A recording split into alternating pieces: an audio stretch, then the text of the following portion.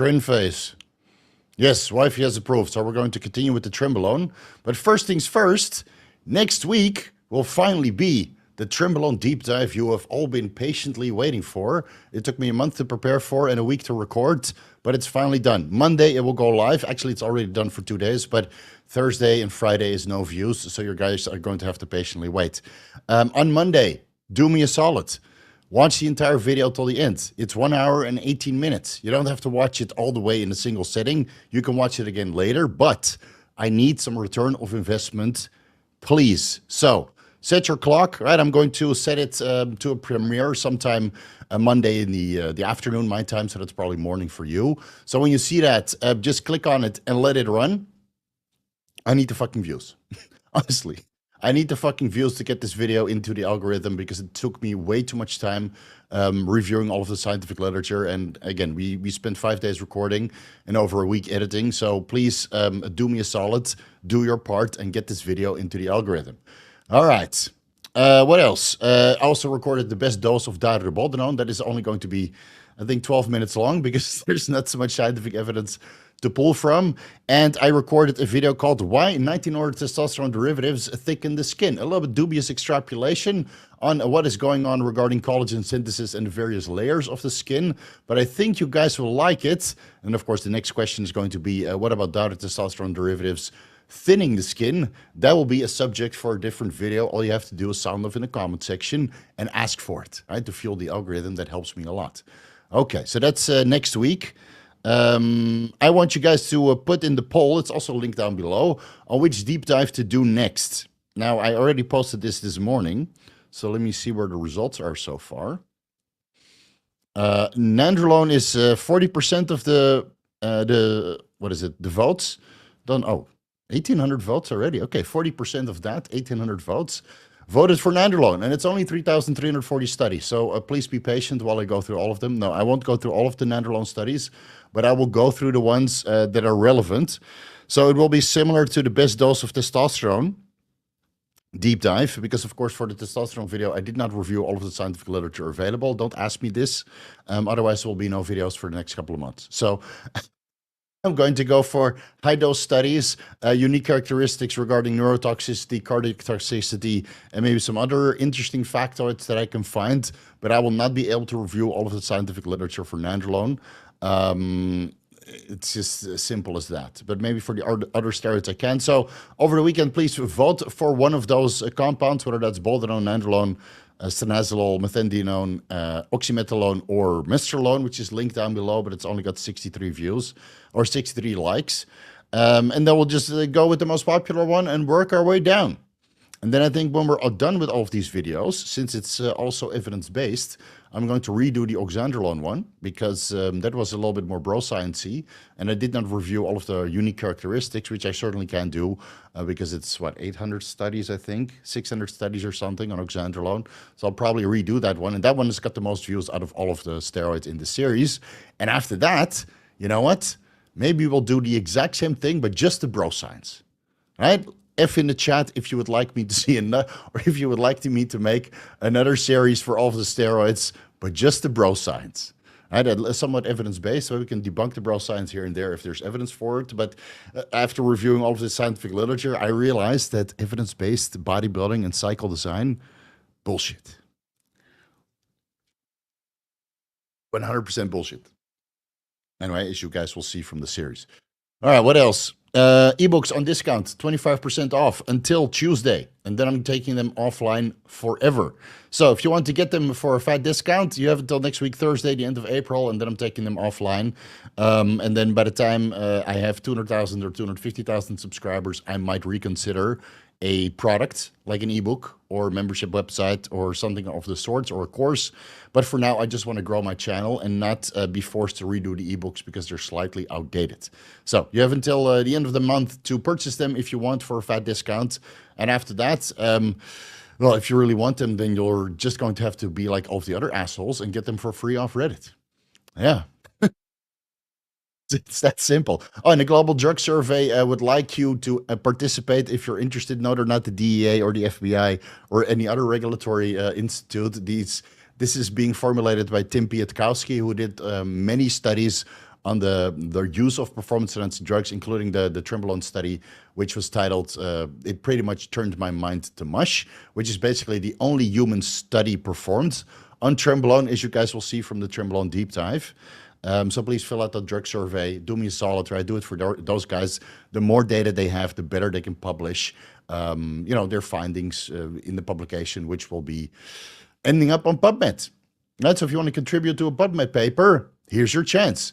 And yes, the Trenbolone is here to stay. You guys can guess how many milligrams it is. It's a single-digit dosages per day. So far, so good, although I did notice today a little bit of bronchoconstriction. So we're just going to take it day by day, and if I feel that the side effects are too severe, which so far, so good, then I'm going to take it out.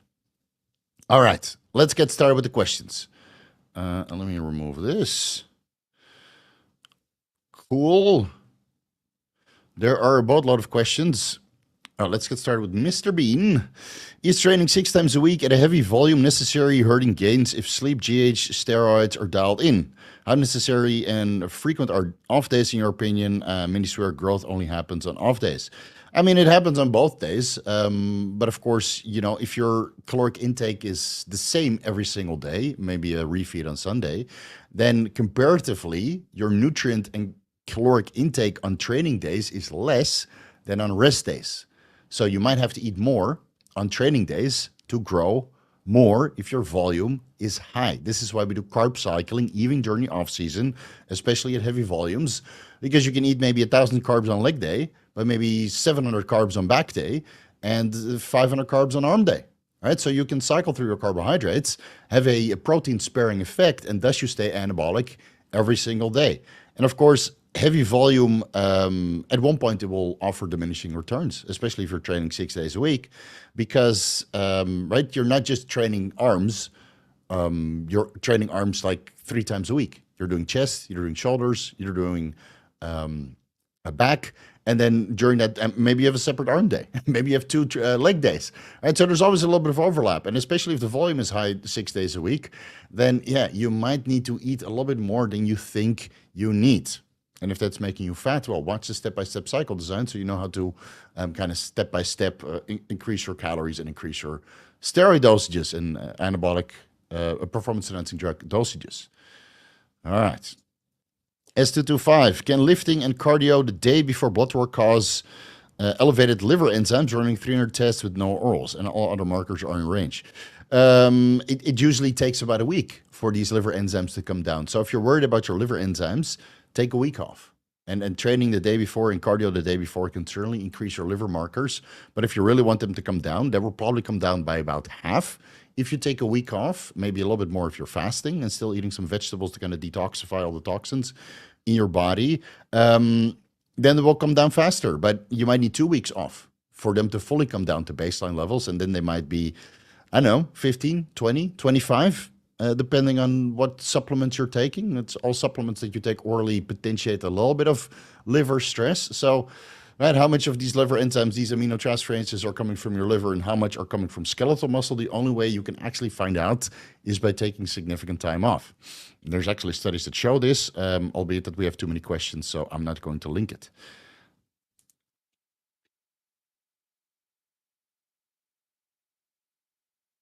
Glass particles getting to ampules upon breaking. Can you post this study as a comment a little bit later on? Because I won't be able to extract it from the thing. So, you know what? Let me make a screenshot of this. Actually, can I copy it from here? No, I can't. All right. So do me a solid after this podcast is done. Post that publication down below in the comment section so I can have a look. As far as I know, it's not really an issue. But if there's a scientific publication showing that glass particles get into the ampule when you break it, and thus it goes into the syringe, and thus you inject it, and that might be problematic because I inject only from ampules from pharmaceutical grade. Obviously, the train that I'm using is not pharmaceutical grade, but it's homebrew. It's legit. All right, next one. So then I can have a look on it and maybe even make a video about it. So please post it because I can't comment or I can't copy it from here.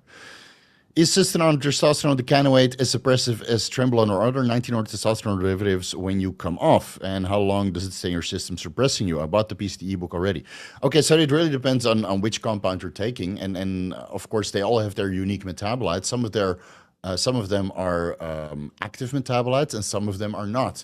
So I mostly went with the detection times. Trestolone did it have a detection time? I already forgot. I don't think the Trestolone is an established detection time, but we can go with a Trenbolone or a Nandrolone, and that's anywhere between 5 months to 18 months. Now, that's detection time of the metabolites. We're not entirely sure if those metabolites are active and actively suppress the HPTA. I think there's 19 epinandrolone and dihydronandrolone, and there was another metabolite of Trenbolone. I can't remember what the exact name was, but there are a couple active metabolites of these compounds that actively suppress the HPTA. So I would say, depending on the dose and how long these compounds were in your system, you might need 3 months. 3 months, maybe 5 months to clear these active metabolites from your system. And in the meantime, you run a TRT, right? To get used to this physiological range of testosterone, and thus makes your PCT a little bit more tolerable. Now, will your PCT be easy? No. It'll still suck. It sucked for me last time I did it. And even when I was off cycle blasting HCG, it also sucked. So yeah, they might suppress you for a very long time. I would take 4 to 5 months, man, or 3 to 5 months off these compounds, and then starting a PCT. Plus, 3 to 5 months is also adequate time for you to kind of get, used to endogenous levels of testosterone when you take 150 milligrams testosterone enanthate per week. I think that's pretty okay. Roberts, running shop vac where amps is open could help. Okay. So he wants to do a vacuum on the ampules, so the glass particles that he just mentioned will not get into the oil, and thus you don't inject. But I think using a filter syringe, Wattman filter, is probably a better way to go. That being said, I've been injecting from ampules for years, and so far, so good. But then again, you never really know, right? Because if you have an issue, it probably gets encapsulated with scar tissue. Maybe that's why I have so much scar tissue in my glutes. Actually, that's now all gone after a year of deep tissue massage therapy and no glute shots. Magnesium and GABA dosages for a 20-year-old, 170-pound natty. Also opinion on low ceruloplasmin levels with no zinc supplementation. I don't know what ceruloplasmin levels are. Sorry, so I won't be able to help. GABA for sleep, I'm assuming, lowering anxiety, maybe 300, 500, 2,000, 3,000 milligrams before bed. Start low and build your way up. And magnesium, depending on your activity levels and your overall muscularity, that could be 100 milligrams to 200 milligrams with meals. So as you slowly build your way up, maybe you start with 100 milligrams magnesium glycinate or bisglycinate citrate, whatever is available and cheap and sourceable to you. And then you build your way up, because higher dosages of magnesium with every single meal might give you diarrhea. So if that happens, you get a little bit of loose stool, and you have explosive diarrhea at the end of the day or the middle of the day or early in the day. And bring your magnesium dosages down a little bit to the point you don't have explosive diarrhea, but you still have proper muscular contractions and relaxation, and the relaxation of your arteries, manipulating and managing your blood pressure. Very dry mouth today, but I also recorded today and I had too many consultations. So if I'm a little bit slow, please forgive me. We're going to go for about 2 hours today, not 2.5, because tomorrow I got to visit the PCA Thailand show, and I would like to be there because a lot of people are coming. And I've been stuck behind PubMed to entertain you guys with videos. So please allow me this weekend. Biscup asks, hey Steve, I'm thinking about dropping HCG. Been on it since starting exogenous testosterone for 46 weeks to see how I feel without it.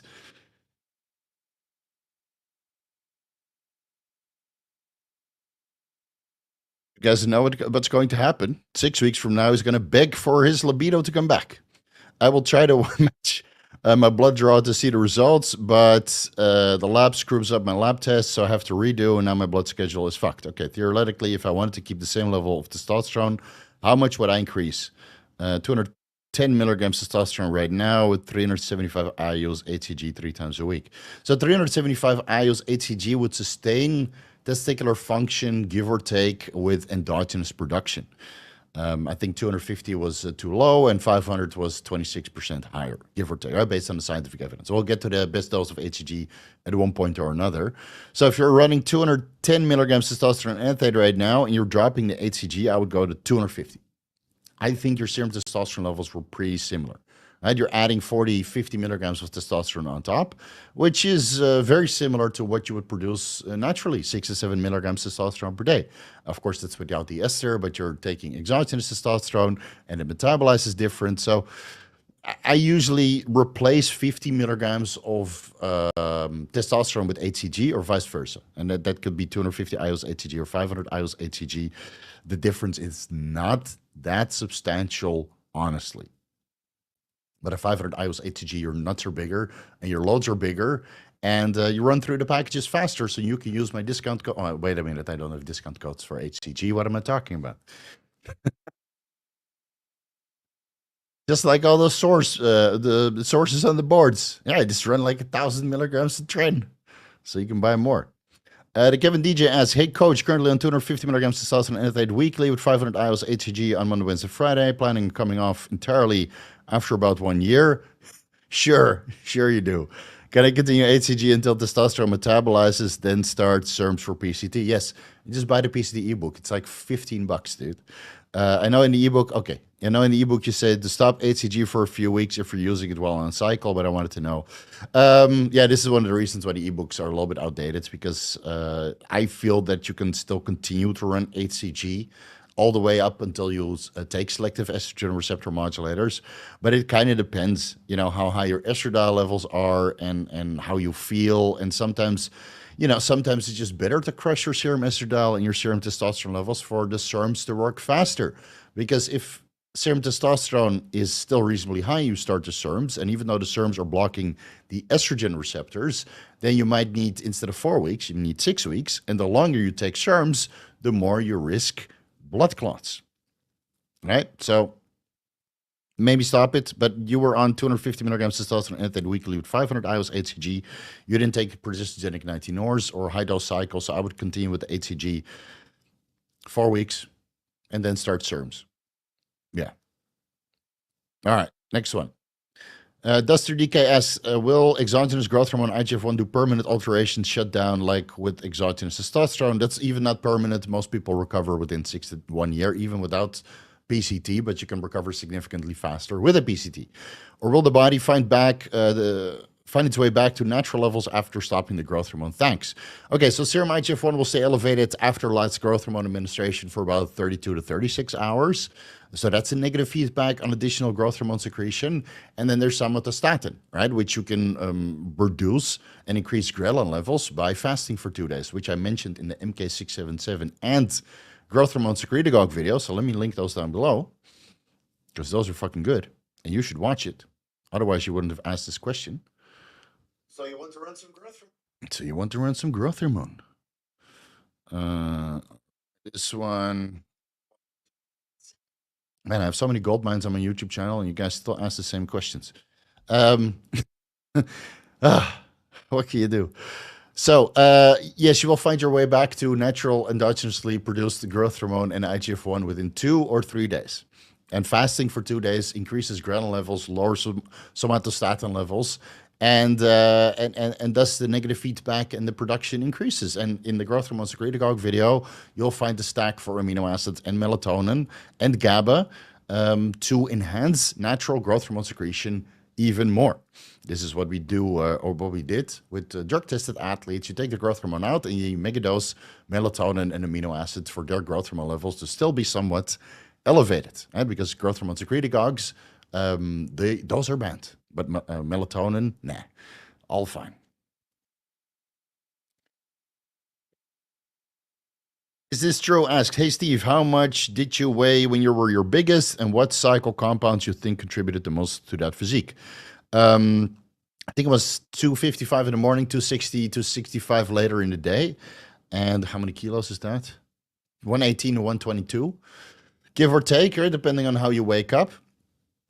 At that time, I was not running much, 500 tests, a boatload of GH and a boatload of insulin. But I think the cycles that contributed the most to me, or the compounds that contributed most to my development was test, GH, and insulin. That's why I wrote an entire ebook about it. But I mostly did cycles in a caloric deficit when I was trying to get lean. You know, during the off season, I didn't really need much, maybe 750 tests and 6, 7, 8, 9, no, 6 units of growth hormone and maybe 25, 50 IUs of Lantus, depending on how much food I was eating, and then fast-acting insulin here take. And then when I was cutting, obviously the insulin comes down because your carbohydrate intake goes down to the point where you're in a ketogenic diet, and then you really can't run too much Lantus. Growth hormone levels might go up, and then I pushed the dosages up to maybe 2.5 grams in total, whether that was test solo or test and primo and a little bit of nandrolone or another combination, right? I tried many a combination. Now I'm on a combination of test, Anavar, and Tren, and so far so good. Oh, and GH and Increlex. No insulin though. Yeah, man, the pump that I get in the gym is fucking crazy. Battling low SHBG. I don't like the kitchen sink approach. Prefer to change one thing at a time and do bloods to know exactly what works best. The issue with this is the worst case scenario will take me 6 to 8 months to try everything. How concerned would it be very high free testosterone for that long? Well, it depends on what you're running, right? A lot of free testosterone and other free hormones obviously keep you awake and potentiate aromatization into estradiol, at least in testosterone. But, you know, in the bigger picture, it might help with anabolism to a certain extent. You know, you're activating the androgen receptors, but you're downregulating this cyclic adenosine monophosphate concentrations that would come through the sexual binding globulin receptor complex when activated with estrogens or androgens. So the fastest way to do it is just to come off. You know, which sucks. You're not going to do it. It's you know, there's multitude of different ways. I'll link the SHBG video again, which is also a fucking masterpiece. What is it? Why can't I find it on SHBG? Globulin. Ah, there you go. And those thumbnails. All right, linked it down below. The best way to bring your SHBG up is just to come off cycle, bro. You don't have to wait that long. All right. Oh, man, we're going to be so behind. Lord of Cigar asks, hey, Steve, in one of your older videos, you said recombinant HCG and not HCG from urine. Only pharma-grade urine HCG over-the-counter in India, not, let's see, Reddit asks prions. Prions, I wouldn't really worry about. The problem is that urine purified HCG might contain other compounds, and it seems that it's less potent IU for IU compared to recombinant HCG. And since recombinant HCG is available online, and that's what I use to improve my fertility parameters, I would say if you have access to it, go with recombinant HCG. But if you don't have access to it, you can only get pharma-grade urine purified HCG. Go with that. It's helped millions of people worldwide until recombinant HCG became available. Urine purified HCG has been around for decades, and recombinant HCG has been around for what, a couple of years now. So, you know, go with what's available. Benjamin asks, Coach, jumping on my previous question, is it a bad HRT plan? 300 milligrams oral tests. Oh yeah, you wanted to ask about oral testosterone. Okay, so I skipped over that question because if you mention oral testosterone nowadays, people will get pissed. So I would go with injectable testosterone or just do HCG monotherapy, because HCG monotherapy increases testosterone production quite well. And instead of 250 IUs Monday, Wednesday, Friday, I would go with 500 IUs maybe after 2 weeks, and then 1,000 IUs 2 weeks later after that. I have a protocol for this. It's called the HCG Potential. HCG. Oh yeah, try this before TRT. Maybe that's the one where it's included. Is that HCG versus enclomiphene monotherapy? So give that video a watch, and then do your blood work, because it's probably very likely that your serum testosterone, DHA, and pregnenolone levels all increase, and you might need an aromatase inhibitor to bring your estrogen levels back into range. But on HCG monotherapy, your luteinizing hormone and follicle stimulating hormones will be suppressed whether your estradiol is in a range or not, because your testosterone levels are so high, and you're replacing the luteinizing hormone signaling with human chorionic gonadotropin. So that's what I would do. But yeah, oral testosterone metabolizes into estradiol quite heavily because your intestinal tract also has aromatase enzymes. That's why oral dianabol metabolizes so readily into methyl estradiol, and that's why I would prefer people to take dianabol sublingually. Right, and oral testosterone, if you want to take that, that's why we have testosterone, what is it, decanoate or undecanoate, which actually prevents the aromatase enzyme activity within the intestinal tract and then enters the liver where these esters are metabolized, and then it enters the bloodstream, and then it can potentiate its positive effects before it ultimately ends up in adipose tissue where it can get aromatized as well, right? That's why there's so many brands of testosterone, decanoate, undecanoate, andriol, whatever the fucking ester is, because that has been around for decades now, you know? Guys, HCG Monotherapy is the shit. I did it for years, but after you come off heavy cycles, it's just not enough. Because I knew what's behind door number 2, 3, 4, and 5. All right, super chats. We are now 30 minutes behind. My sincere apologies. And there's a boatload of super chats. So there will be only super chats and no member questions for a while. Because too beaucoup. Eric, base IgG was 200 nanograms per milliliter, but after 2 IU's growth hormone per day for 40 days, it was 557. Fuck you, man. I need to take Increlax for those numbers. Does that seem normal? Take it. Take it for what it is, man. Don't complain. Don't complain. Is that normal? Don't complain, dude. 250 milligrams testosterone, enanthate, and 12.5 milligrams aromasin on both tests. So your estradiol levels are probably favorable for high IGF-1 production. I mean, IGF-1 has a direct correlation with serum estradiol. My bad. Serum estradiol has a direct correlation with serum IGF-1 levels. I'll mention that in the Trenbolone deep dive with citations, obviously, right? I always give citations, guys. I'm not evidence-based without citations. Then go find the fucking citations yourself. No, I provide them to you guys also. Okay, so it seems that your estradiol levels are very favorable for peak IGF-1 production. And I would continue with 250 tests and 2 IU's growth hormone per day and make all those sweet, phenomenal gains that you should be making. Yeah, and if you don't want your IGF-1, just send it to me. I'll take care of it for you. Really, dude. Hey, Steve, took Caber once in the past and libido skyrocketed. Then I took a second dose next day and noticed no noticeable impact. Waited 6 months to try again and still nothing. What happened? Well, at that time, your prolactin was high, and ultimately the cabergoline crushed your prolactin to the point your libido heightened. But now your libido, or the second dose, your prolactin was already suppressed, so you don't notice a dramatic difference because there's no difference going from a prolactin from 1 to 0, whereas going from 50 to 1, that's a huge fucking difference.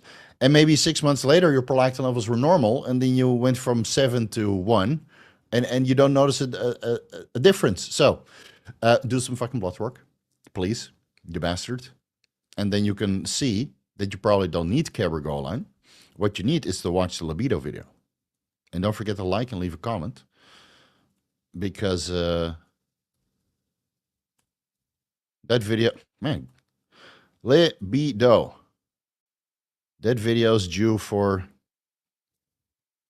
I have too many libido videos. Libido.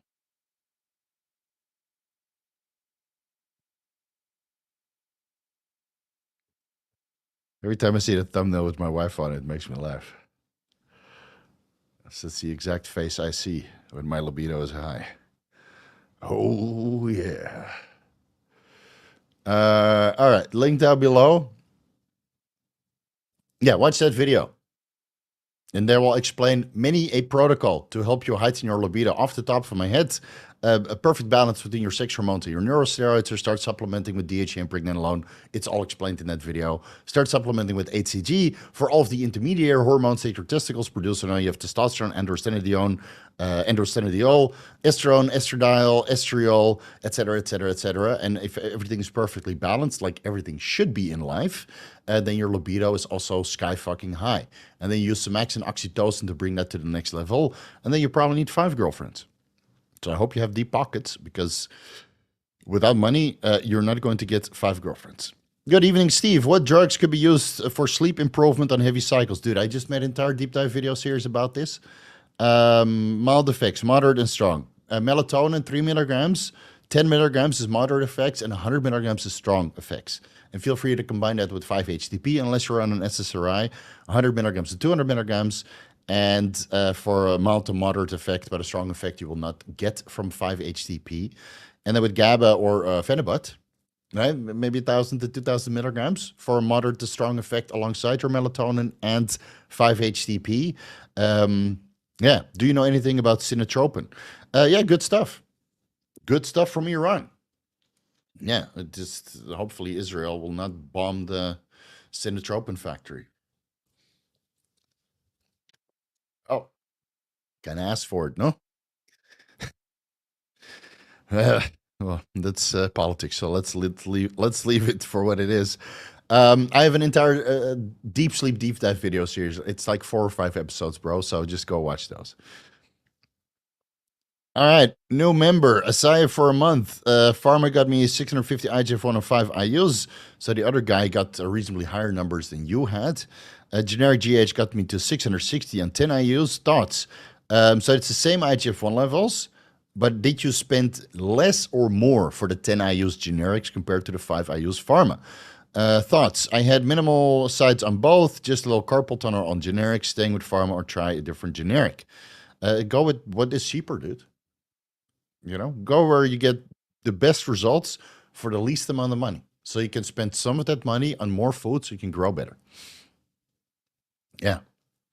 Are SARMs still effective at retaining muscle when SHBG is 7 nanomoles per liter?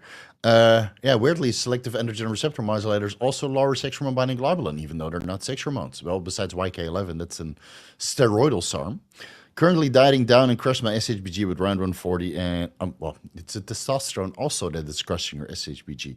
Well, you know that SARMs are for pussies, so I'll link you the SARM video, and then I'm going to move over to the next question, which is yeah, probably a little bit more enjoyable for me to answer. So, hope you learned your lesson by running SARMs. Joke's on you, bro. Oh, the F in the chats. Finally. Is Steve on trend? Yes. Hell yes. Yeah, but it's not much. 12.5 milligrams twice a week. Aromasin works well for me, 250 milligrams a test. Any idea what AI would be needed for a cycle of 300 tests with 250 NPP? Okay, so the aromatizing compounds go from 250 to 550, so it's a little bit more than double. I would go with 12.5 milligrams aromasin 4 times a week, Monday, Tuesday, Thursday, Friday, blood work, 1 month into that protocol. Ah, shit. My 1 second, guys. Audio still works, I'm sure. I don't know what's going on with OBS, but oh, fuck, dude. Technology is like a pain in the ass sometimes. 1 second. I don't know if it's the cables or what, but what, am I sexy again?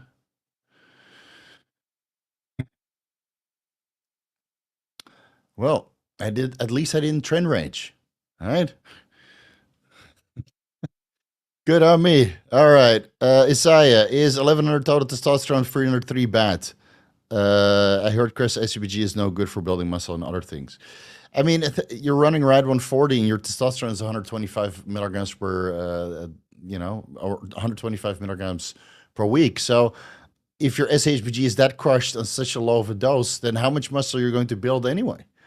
What you need to do is take the RAD 140 out, cruise on testosterone for a while, add in the HCG, watch the SHBG video, and then learn your lesson and run some fucking Anavor instead, like all real men do. And real men run oral steroids. Bronson, I feel blessed I can run Trenbolone with very little mental side effects. I feel the exact same in the gym. Girlfriend hasn't noticed any changes, or family or friends. Currently 325 milligrams a week. Loving the gains. All right. Well, that's a lot more than I'm running, but I'm happy for you, bro. Yeah, I will not run that high of a dose. I'll run it probably until the end of, what is it? May. Yeah, so let's say 5 more weeks. And then I'll be on trend for 7 weeks at a very low dose, very low conservative dose that nobody will believe. Yeah, but we'll document that with blood work, but you guys can guess in the Trenbolone video. Okay. Kaleem, should I use HCG, GHM, pregnenolone on blast or cruise? All the freaking time. Just use it all the freaking time. Holy shit. 280? Dude, you should have... YouTube takes like 40% of that. so next time, and I fucking appreciate it, dude, but next time, use the donation button. All right, it's linked down below. I have a donation under every single video.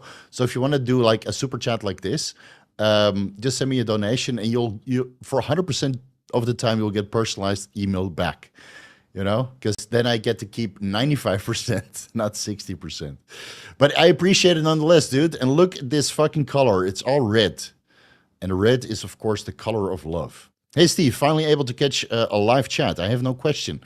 Just wanted to say that your content is priceless and has helped me immensely over the past few years. Keep it up, and please accept this dollarinos, even if it is a mere fraction of the value of what you have provided. Take care. Dude, I will take all this money and take my wife out to dinner because, like you guys know, I work 6.5 days a week, and which will continue either until a child is born or or until the cryptocurrency market explodes, and then I can go back to 4 hours a day, which is at one point or another is going to happen because I work way too much. You'll see from the Trenbolone deep dive. You will never have seen a Trenbolone video like that. I promise you. Jason, I'm fucking honored, dude. Thank you so much. Thank you so much. This will go into the Take My Wife Out to Dinner fund tomorrow. And let me see. This is Canadian dollars, right? CA to Thai baht. 270. Or what, 280? I'm going to see big numbers like this. I got to calculate, man. 280 times 0.6. 168. Jeez, fuck you, YouTube. All right. 4,500 Thai baht. Oh, yeah, I can definitely eat some good food with that. Jason, hit me up on Instagram so I can tag you the victory dinner tomorrow. Much appreciated, buddy. Awesome, yeah. Jason is the MVP. Can I award you like a membership or something? Other members can do that, right? I still don't know. Contact me on Instagram, dude. This is too much. Mr. Lollipopster. What a name. Eating fats with fast insulin cause more fat gain? Yes. Yes, because you're literally opening up the fat cells to accept fat. So unless your insulin sensitivity is like 100% and you're taking your fast-acting insulin before training, then I don't think it will matter as much. But then again, you know, free from fatty acids can blunt insulin sensitivity. This is why everybody's always so paranoid about taking growth hormone. It's like, oh, I can't take growth hormone because otherwise I'll lower my insulin sensitivity. Yet again, everybody eats like 5 grams at least of fat with meals when they administer insulin, and they don't think about that. Well, anyway, if you train hard and you're muscular and your metabolic rate is good, you're not metabolically fucked like people with diabetes who need insulin medically, then I would not worry about it too much. Now, if you go eat a jar of peanut butter and you take fast-acting insulin, then you fucking deserve to get fat, dude. Honestly, then you deserve to get fucking fat. Right? That lower back should be this thick. You have a tub of Jif. What is the American brand? Jif, right? Jif peanut butter. Yeah, that's the one. Jesus, it makes me nauseous. Yeah, one tub of Jif on the left and one tub of Jif at the right, and there's not enough Helios on this planet to get rid of it. So yeah, you can eat a little bit of fat. Just make sure that it's healthy fat and that you do some activity when you take fast-acting insulin in combination with fat. So if you want to slow down your pre-workout meal, you add in a little bit of powdered MCT oil into your inter-workout shake. Let's say 5 to 10 grams, again, depending on the level of your development and how much fast-acting insulin, essential amino acids, and high-brand cyclic dextrins you take. And electrolytes, you need some fucking electrolytes with that inter-workout shake. Right, balance it out. and you probably just make gains. How long after dropping 9 IUs growth hormone would subcutaneous water retention go? Let's say 2 to 3 weeks. Yeah, 2 to 3 weeks. I would usually recommend clients to drop it 3 weeks before the show and then reintroduce it 2 or 3 days before the show. It's funny, a lot of people heard this and then they contacted me and now they're doing this exact same thing this weekend. Yeah. Might turn some people pro, that practice. Let's see. 200 milligrams testosterone cypionate a week. Estradiol is usually slightly above the reference range, though 50-ish picograms per milliliter, that is. Did blood work the day after pinning, and estradiol was 114 picograms per milliliter. Is it due to timing? Testosterone is 1500. Yeah, let's see, the blood's the day after pinning. So you get your serum testosterone levels go up within the first 24 hours of the injection. So let's say you do 100 milligrams testosterone cypionate Monday, Friday, and you inject Monday 100 milligrams, and then Tuesday you go in for blood work, for example, then yes, your serum testosterone levels will be that high, but you might also get a lot of aromatization. And again, maybe you have, no, that doesn't really make sense. Maybe it's just time for 6.25 milligrams of aromacin, to bring those estradiol levels down.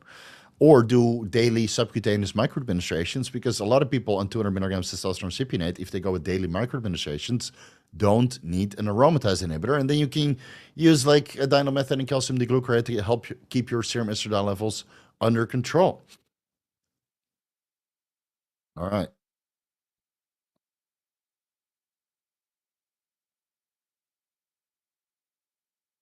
When you mention magnesium dosages, are they the elemental form or bound form? Elemental. So when I say 200 milligrams magnesium bisglycinate, I mean 200 milligrams magnesium in bisglycinate form. So 400 milligrams bisglycinate indeed is 100 milligrams elemental magnesium, but I mean the actual magnesium regardless of what form you go with. I hope that clarifies it. I know with testosterone enanthate, we say 250 milligrams, and we we include the enanthate. But with magnesium, I mean, I don't remember off the top of my head what the breakdown is between magnesium citrate or magnesium glycinate or magnesium threonate. I have no fucking idea. Well, magnesium threonate, that's very low. Actual elemental magnesium content. So yeah, it is what it is. Yeah, I mean the actual magnesium intake. Hey, Steve, what's the reason for acid reflux and how to avoid it? I want you to watch this video. It could be many different reasons, but since we have so many questions, I'd rather have you watch this video. I literally have a video for everything, dude. So, go watch it. It's linked down below. Too many super chats, and I'm 30 minutes behind still. LSA over everything. Can you explain what steroidogenesis is? I heard you say minoxidil induces it, and I not induces. And I tried looking it up on my own, but I don't fully understand. Steroidogenesis is the metabolism of pregnenolone into, or cholesterol, into pregnenolone within the mitochondria, and then other sex hormones and neurosteroids first, and then sex hormones, and then glucocorticoids, or mineralocorticoids, or estrogens, downstream. So we start with cholesterol that's metabolized into pregnenolone within the mitochondria. Then pregnenolone goes into either progesterone or DHEA. Then DHEA converts into testosterone, which converts into dihydrotestosterone or estradiol. And of course, there's a lot of metabolic intermediates there. And the progesterone converts into mineralocorticoids and glucocorticoids. So I mentioned this in the steroidogenesis video. And there you see that minoxidil, steroidogenesis, inhibits a boatload of these steps. That's why I don't like minoxidil, and that's why I don't like finasteride. But hey, if you care about your hair so much, then well, you're gonna have to take risks. Just like I'm taking risks to get all this freaky deaky muscle tissue, So there's always a trade-off, man.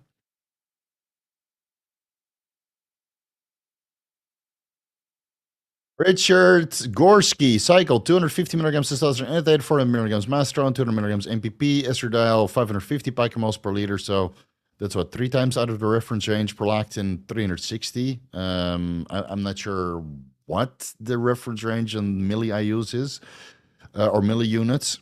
Very high, SHBG very low. How to lower testosterone or remove MPP to reduce the aromatization? Well, in this case, the masterone is either fake or you're not responding to masterone as an aromatase inhibitor. You might need to replace that for primobolan and lower the nandrolone phenylpropionate dose to 100 milligrams weekly so you can still get the joint lubricating effects, but not to the point your estradiol is 3 times out of the reference range and thus prolactin levels are increasingly high. So for now, I would say use an aromatase inhibitor, 25 milligrams. Maybe use Nolvadex, or 25 milligrams aromacin. Maybe use 20 milligrams Nolvadex to block the estrogen receptors on the nipples until serum estradiol levels come back into range. And again, one of the metabolites of Nolvadex is also a very potent aromatase inhibitor. So you can run 25 milligrams aromacin once, go on 20 milligrams Nolvadex before bed until serum estradiol levels come into range. And in the meantime, you have adequate time to source primo. And then I would do, to keep your anabolic load the same, I would do 750 test, 500 primo, and 100 milligrams nandrolone phenylpropionate. So you shift 100 milligrams to primo, so you have more aromatase enzyme inhibition potential. And then you do your blood work again, 4 months in that protocol, and then see if you still need an aromatase inhibitor. That would work very well for me, but it would work better is 750 tests and 700 primo. Yeah, I don't think you need an aromatase inhibitor on that. So sustanon or testosterone decanoate would stay in your system around 3 to 5 months, been off for 14 weeks of everything, and only the testosterone for 2 months, 500 milligrams per week. Yeah, they can stay in your system for a very long time, man. Yeah, people underestimate this, but these long-acting esters, the testosterone, the exogenous testosterone stays in the injection depot, and there's trace amounts of the decanoate still in your system, suppressing you, making you maybe fail your PCT. So instead of taking testosterone decanoate, take HCG and testosterone enanthate, and then even with testosterone enanthate, I would wait 4 to 6 weeks before you actually start your selective estrogen receptor modulators. Sucks, but this is why we don't really come off. Imagine getting a date. Hey man, anything is possible. Just got to work on yourself. 53-year-olds on testosterone replacement therapy have Pharma Anavar and Nandrolone, loved VAR, but HDL dropped from 39 to 31 after 8 weeks. Yeah, welcome to the club.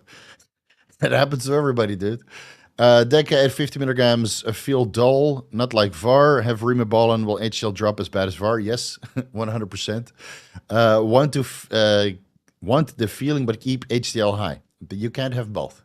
Even if you run a boatload of fish oil, healthy fats, and citrus bergamot on steroids, or DHT derivatives, especially when you're older, it's very unlikely that your HDL will be above 40. It's more reasonable to assume that your HDL is going to be 25 to 30.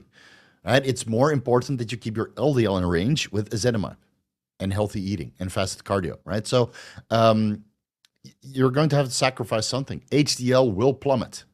The only time I see high HDL is on testosterone-only cycles. On Anavar, forget about it. On Masterone, forget about it. On Primobolan, forget about it. Turinabol, Winstrol, Winstrol's terrible for lipids. Oh, that's the worst. So if you want high HDL, test an aromatase inhibitor, man. That's it. That's it. And if you feel dull on Deca, then yeah, there's not much. That's not much you can take. Even a quote unquote mild oral steroid like Turinabol will plummet your HDL. You can't have it all, man. You can't have it all. And over-the-counter supplements will only bring it up that much. MPP versus decanoate. Is there a noticeable difference other than loading time? Intentions to run test MPP masterone. Forums seem to enjoy that stack.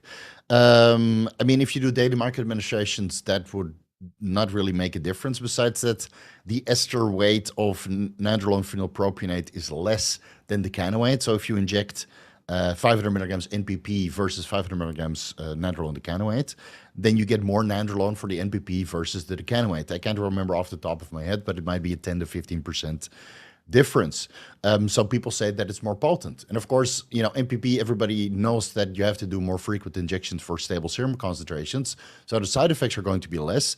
But if you compensate for the ester weight, and let's say you do 500 NPP versus, assuming that nandrolone is exactly identical, 550 milligrams nandrolone decanoate, daily subcutaneous microadministrations, the results might be exactly the same, albeit that the decanoate ester, whether that's Trenbolone, Nandrolone, or testosterone, has been linked to cognitive decline, and Nandrolone decanoate specifically has been linked to depression. This is why a lot of guys prefer NPP over decanoate, but I'll get into that when I start analyzing the Nandrolone studies and then put all of the scientific evidence regarding brain health using steroids together when we're done with all of the other steroids. So this is, basically the difference.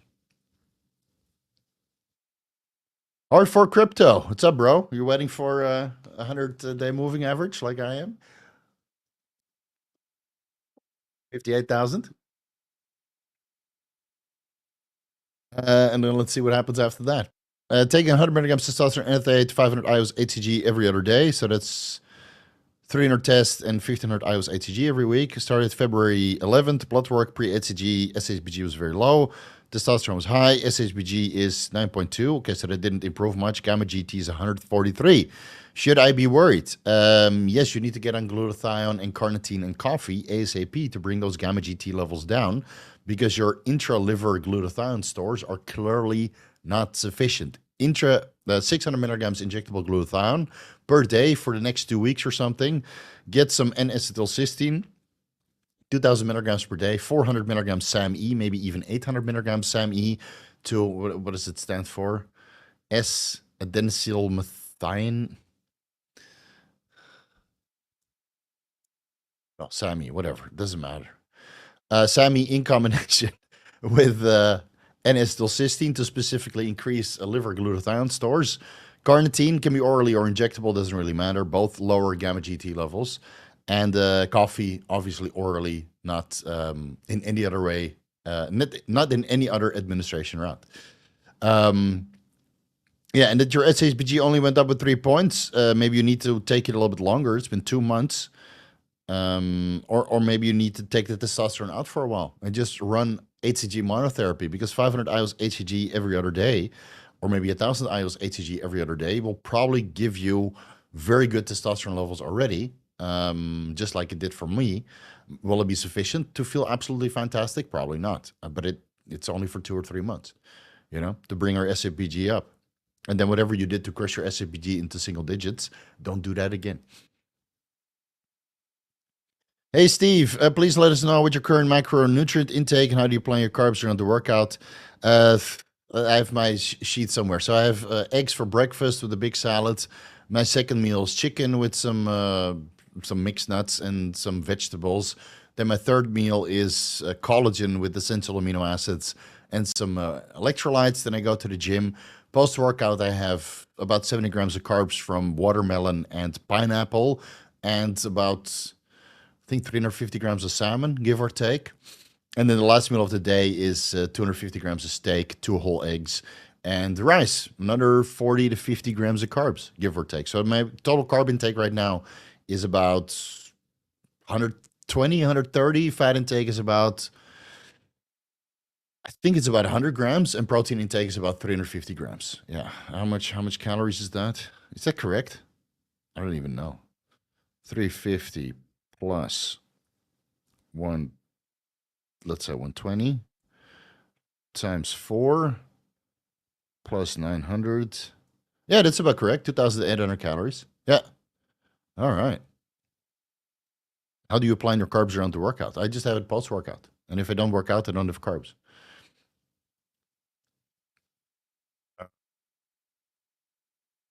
All right, let's see. Steve, I'm on 250 milligrams testosterone enanthate, 2 pins a week, quarter Arimidex, 12 hours after each injection.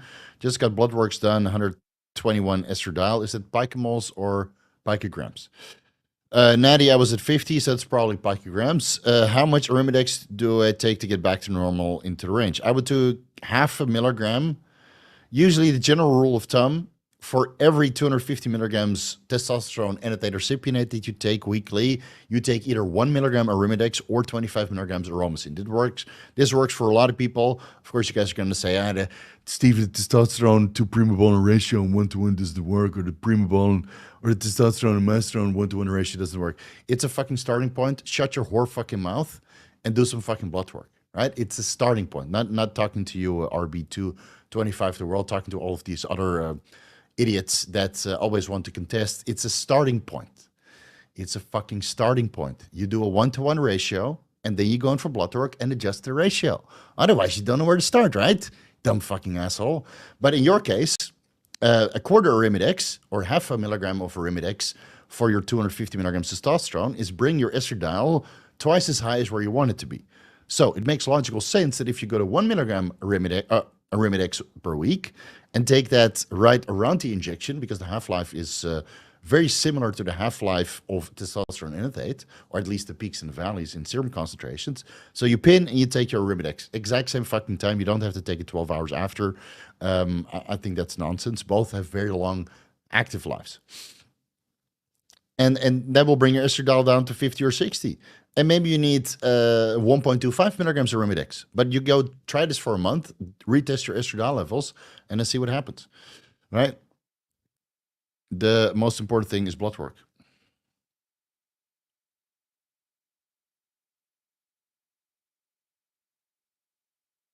Mark, should I be concerned with an estimated glomerular filtration rate of 65? It's been trending down from 90 over the last 2 years.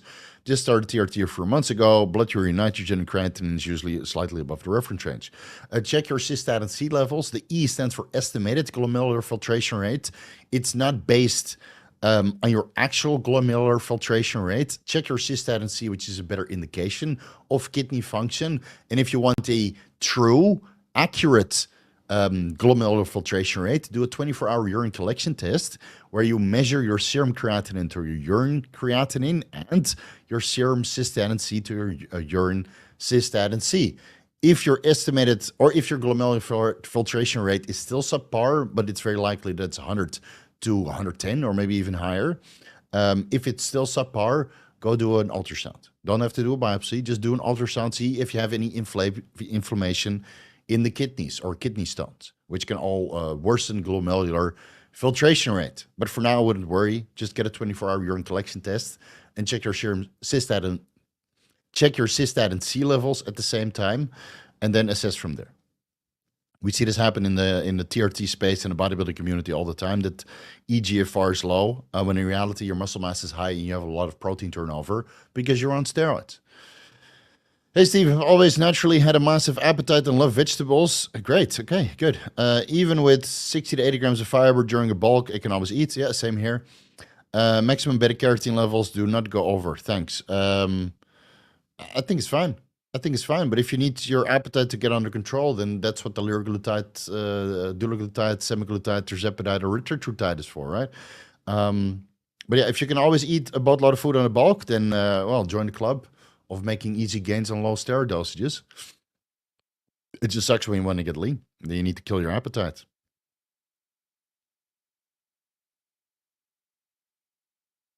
I'm so far behind. To follow up on my EGFR, urinalysis shows no protein in the urine. Also, my blood pressure is usually, so that's all good. 20 milligrams lisinopril. So the same answer applies. Sorry it took so long, but we're 30 minutes behind because there's a boatload of questions. Easy Bimmer coding. I think in 30 minutes I'm going to cut off the super chats because otherwise I won't make it. Running TRT 140 milligrams testosterone cypionate a week, have high SHBG, and think about daily Anavar 10 milligrams. Has been great. Libido has been great, but libido has since gone. Estradiol is in range 50. Can I add 25 milligrams per vial to help lower estradiol? I have been taking daily Anavar 10 milligrams. So I don't think you have high SHBG on 10 milligrams of Anavar, unless your Anavar is the annual. You can add in 25 milligrams of Romacin or Proviron, sorry. But I would start with 12.5 milligrams for 2 weeks and retest your SHBG and see how your libido changes. Because a lot of people overshoot with the Proviron. They bring your SHBG levels from high to super low, and then they overshoot, and now their libido is shit again. So 12.5 milligrams Proviron for 2 weeks. It will lower your E2. It will lower your SHBG in a pretty short period of time. And then you reassess if you need to go higher or not. Duffy, I have a lot of videos on this. Just search the channel, dude. can't keep answering these questions that I have a fuckload of videos on. Just type in acne and you'll get like 7 videos.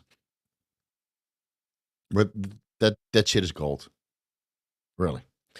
Negatives of clomiphene if using an anti-estrogen. Clotting risk. I mentioned this a million times before also. Guys, I'm going to go through these questions fast because there's too many of them.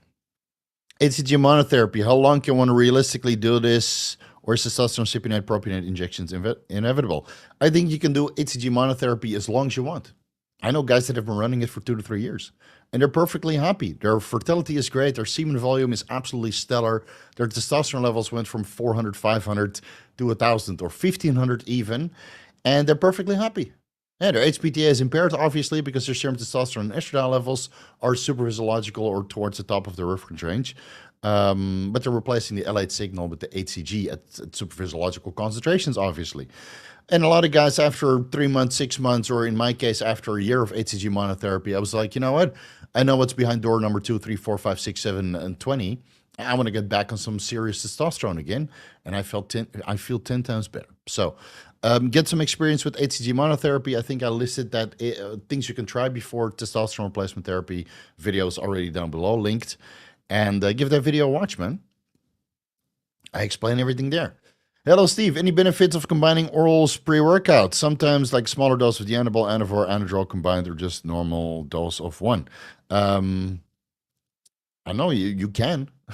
You can combine Anadrol with Winstrol or Dianabol with Anavar or Anadrol with Turinabol. I mean, experiment. You know, in the end, the total load of androgens that you take orally matters more regarding liver toxicity and overall blood pressure changes than just taking one solo. And there might be some synergy and overlap there, but I can't really say that besides Anadrol and Winstrol, because I know that Anadrol potentially activates the estrogen receptor and Winstrol potentially blocks the progesterone receptors.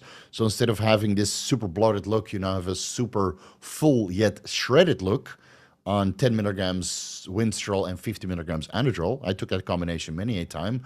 Fucking sweet. And at higher dosages of Winstrol, obviously, you get a little bit of lethargy. At this combination, you certainly don't get. But you still get the skin thinning slash vascularizing and fullness effects. So that was a popular or a favorite combination of mine. Right now, I'm taking 10 milligrams Anavar sublingually pre-workout. And yeah, maybe Dianabol and Turinabol together. You could try, man. There's a million ways to skin the cat. Not against it. Right, Pete's Apprentice. Where do I find raw Bhutanese honey, and will it arrive in time for me and my girlfriend's anniversary in 2 weeks? Who? You can order this online. Bhutanese, but will it arrive in 2 weeks? I'm not sure. I would always get raw Bhutanese honey from a friend of mine. The problem is in Bhutan, they don't have credit card processors. So that's why I always had to do shopping for my Bhutanese clients. If you know, you know. I need this from Amazon, and it would transfer with bank account, and I would send it. Bhutanese mustard. Man, I always got it from Sangay, my former client who's now working in Bollywood. He would bring me cases of this shit. Man, so good. Where do I find raw Bhutanese honey? Man, I would have to do some Googling, but I'm sure it's available somewhere online. I'm sure it's available. Just keep in mind that raw Bhutanese honey arrives solid. It congeals very, very fast.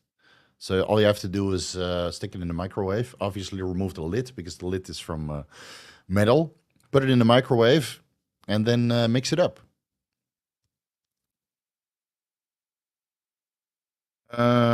What do you think about epicathetins and myostatin inhibitor? Worth it? Yeah, I did the reviews, but honestly, I'm not impressed with the myostatin video. Or with the myostatin video was good, right? It was good. It was There's no problem with the myostatin video, but the epicathetin evidence is I don't know, man. Like myostatin levels go up, but follistatin levels also go up when you're training hard. So. And in the presence of circulating estradiol, myostatin doesn't really increase.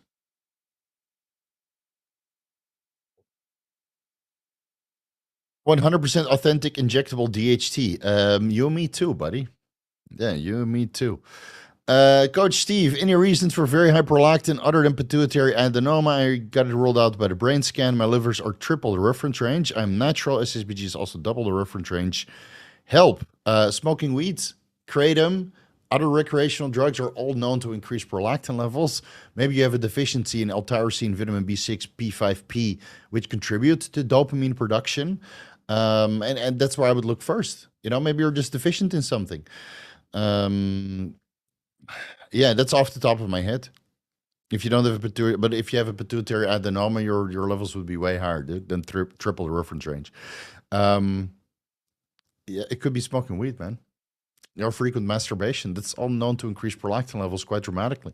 So maybe lay off the weed, lay off the kratom, and lay off the masturbation for a week or two, and then see if it comes down. And in the meantime, you source L-tyrosine and vitamin B6, P5P off Amazon or iHerb. I have discount code for iHerb down below, 5% off. 5% kickback for me too. Sweet. And then you run 500 milligrams L-tyrosine with 10 milligrams vitamin B6, P5P, let's say 2, 3, 4 times per day to increase your dopamine levels. Or you go on something that's a little bit dopaminergic, but then we're talking about drugs, then and those make you unnatural. Yeah. It's K-Borgoline is not on the weather prohibited list. 0.25 milligrams is all you need for 2 weeks to bring that down. But in the meantime, you need to source these compounds, not K-Borgoline, the L-tyrosine and the vitamin B6, P5P. Am I catching up? No, I'm catching up. Oh, thank God. It's always a fucking race against the clock with these Vigorous Q&As. Grossy. How gross are you? I'm grossy to the max. First cycle, you shouldn't laugh at your own jokes, right? First cycle, 275 milligrams testosterone, erectile dysfunction. No, it's every day. In MCT oil, great. Injected 2 days ago, and now I have a heart lump. He has a heart erectile dysfunction that it's just slightly. Other than that, no problem. Should I be worried? No, but MCT oil subcutaneously is known, or intramuscularly, is known to lump up occasionally. So, if you have a hard lump that itches slightly, check the temperature. If it's hot to the touch, it might be an infection. So, I want you to do something asinine, something crazy. And you will probably report back to me in 2 days. Watch the cabbage leaf video. Like I told you, geez, I look horrendous here. It's linked down below, bottom one of all the videos that I just linked.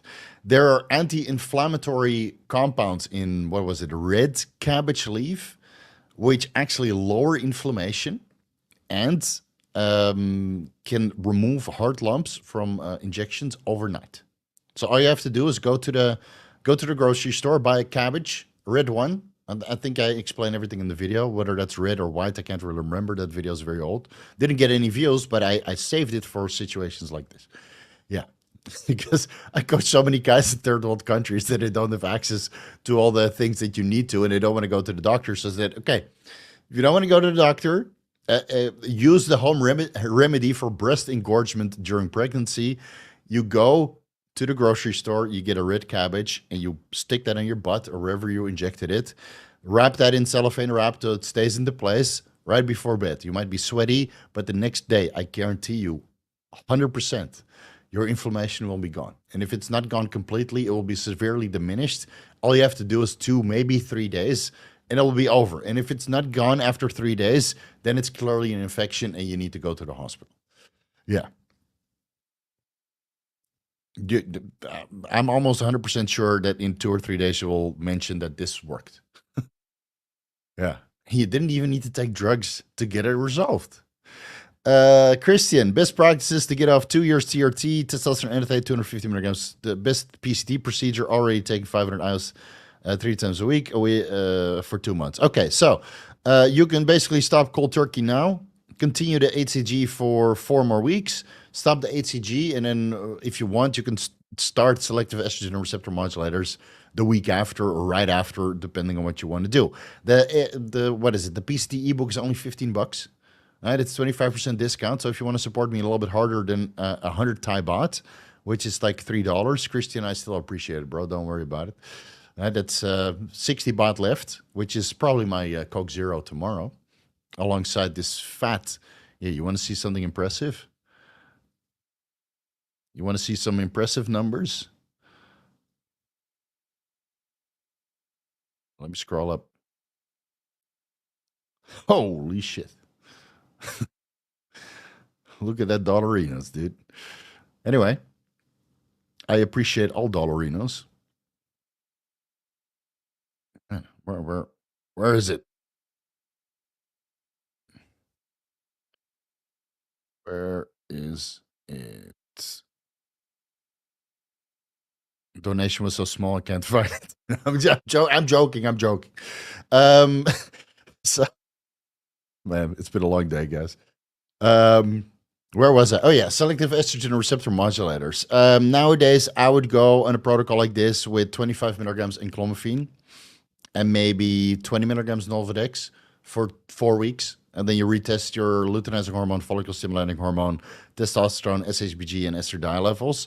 Do yourself a favor and also check your clotting factors, right? Especially if you were mandated or you had fluorona in the past. I can't emphasize this enough, guys. I had too many friends die from blood clots. It's, yeah, I have PTSD. So anyway, so yeah, just be forewarned and be careful. SERMs come with side effects or potential side effects. So I would do 25 milligrams enclomiphene and 20 milligrams Nolvadex per day before bed for 4 weeks. Retest your LH, FSH, testosterone, total free, estradiol, SHBG, and then see if you need longer at half the dose. Maybe you need another 2 weeks and 12.5 milligrams enclomiphene and 10 milligrams Nolvadex. And then you get off of that, and then you retest a month later. See if your testosterone, estradiol, LH, FSH levels remained the same or came down a little bit. And then you might need 3 months to really get that back, because after 2 years of shutdown, it might take a couple months before the HPTA is fully functional again.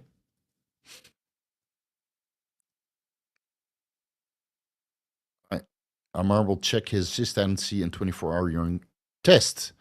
Perfect. Mr. Mint. Yeah, I will do some blood work and then add 50 milligrams of mint into my stack also. Fuck it. 75 milligrams mint is pretty good so far. My recent lab showed no rise in prolactin, and SHBG is trash, but that's me running 20 milligrams Anavar daily. Yeah, what do you expect? I don't think my SHBG is going to be that great in this protocol of 150 tests and 70 milligrams Anavar and a lower dose of Trenbolone. But again, you guys are going to have to guess. After next week, Monday, I'll tell you the exact dose. But for now, I'm going to have you guessing, because that's good for the algorithm. All comments fill the algorithm. Yeah, your Ament, Trenbolone, and orals, your SHBG is just going to be trash, even if you take them sublingually. But yeah, if my blood work is good, 50 milligrams Trestolone, I'm going to add. 50 milligrams Tren, or Trestolone I shall use. Do you need a PCT? Yo.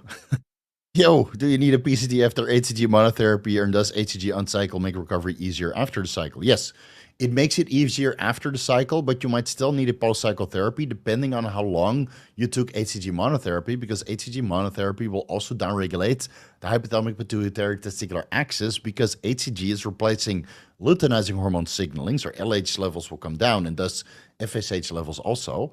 Although sometimes FSH levels might be towards the bottom of the reference range, let's say 0.51, maybe 2 milliIUs per milliliter, but in most cases, the longer you use HCG monotherapy, the lower these levels will get, because serum estradiol and testosterone are towards the top of the reference range or somewhat superphysiological.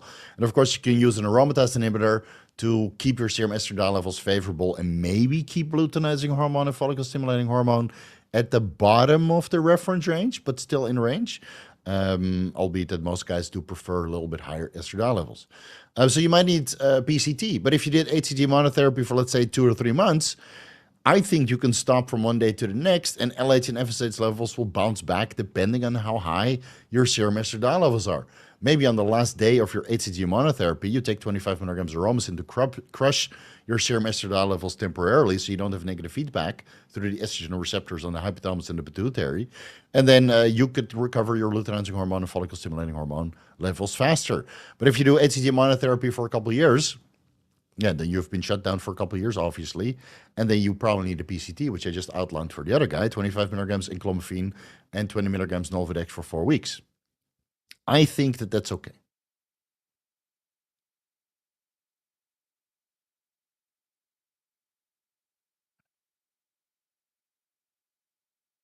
What AI is best that does not cause bloodshot eyes? It gives me red eyes, Aromasin or dim and calcium diglucarate, high estradiol due to HCG. I've never heard of that effect before. My eyes are nice and white. Are you smoking weed at the same time you're taking your aromatase inhibitor? I don't know, dude. I've never heard of this before. If your estradiol levels are high, and this low of a dose of Arimidex is lowering your estrogen levels, I mean, I could understand if you have like zero estrogen, that your eyes might be red, or you have dry eyes, or you have tracers and floaters, just like you would get with selective estrogen receptor modulators by blocking the estrogen receptors in the eyes. But on this low of a dose, red eyes, I don't know, maybe just stick with dinyl-methane and calcium diglucarate with the HCG that you're taking.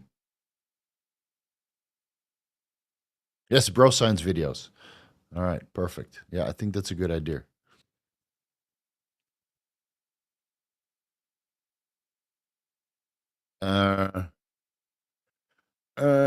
Hey Steve, any supplements for osteoarthritis? Not a specialist in this, but maybe Boswellia extract. I think I mentioned that in my year-round supplement stack. Boswellia extract.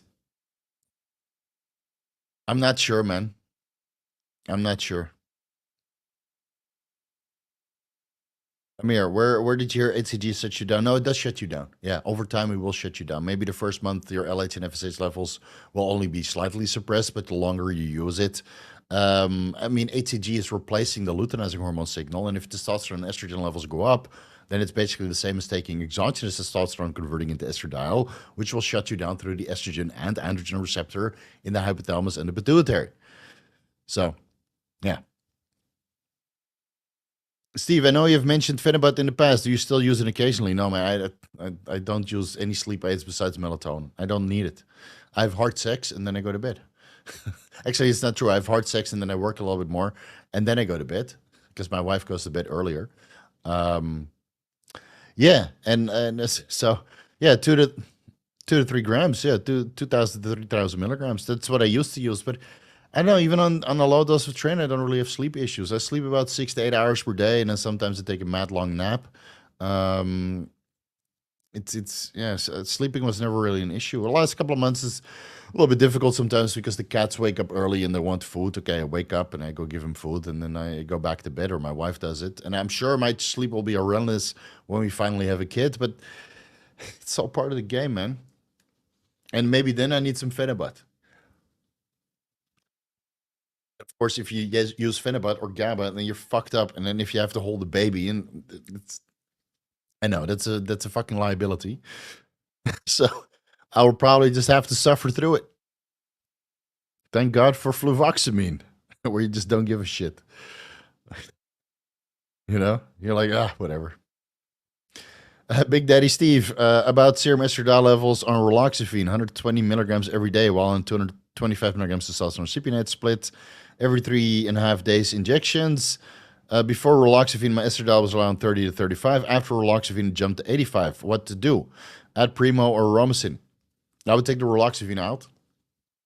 It's too risky, and it's only going to crush or reduce your gyno by half. So if the gyno is already there, you can only expect a reduction of 50%. And dude, I took 120 milligrams. Let me show you. Let me squeeze my nips, just like Paul Burnett. I mean, it's still there, and it just came back. So I took 60 milligrams raloxifene for 2 months, and then 120 milligrams raloxifene for a month, and my gyno shrink by half. And whether that's getting leaner or actually reducing of the tissue, I'm still not entirely sure because I was also dieting. And I also noticed that my gyno shrinks when I take mastodone. So you're right, it also has some suppressive effects in breast tissue. So honestly, if I were you, since SERMs are linked to blood clots and ocular changes and all kinds of nasty side effects, the longer you take it, the more risky it becomes. I would just go with 250 milligrams mastodon on top, and use that as a potential aromatase inhibitor and blocking the estrogen-mediated gene transcription in the chest, and then start saving up for gynecomastia surgery, which I still need to do, but I'm married. I'm too married to care. And it's not like I'm getting on stage. So a little bit of gyno tissue, fuck it, man. I don't too old to care, man. And even if I take my shirt off and have a little bit of gyno, it's very likely that I still look the best out of everybody around me when they also take their shirt off, even at the gym. Right? Will I look the best? Absolutely not. But I'll still hold my own, even with a little bit of gyno. So I know, and I'm scared for surgery because that's also causing blood clots. So, Steve, my lipoprotein A came back on 171. Yeah, that's pretty high. Is there anything to help lower this? Testosterone and ezetimibe are known to lower lipoprotein level A levels. Yeah, so now you know what to do.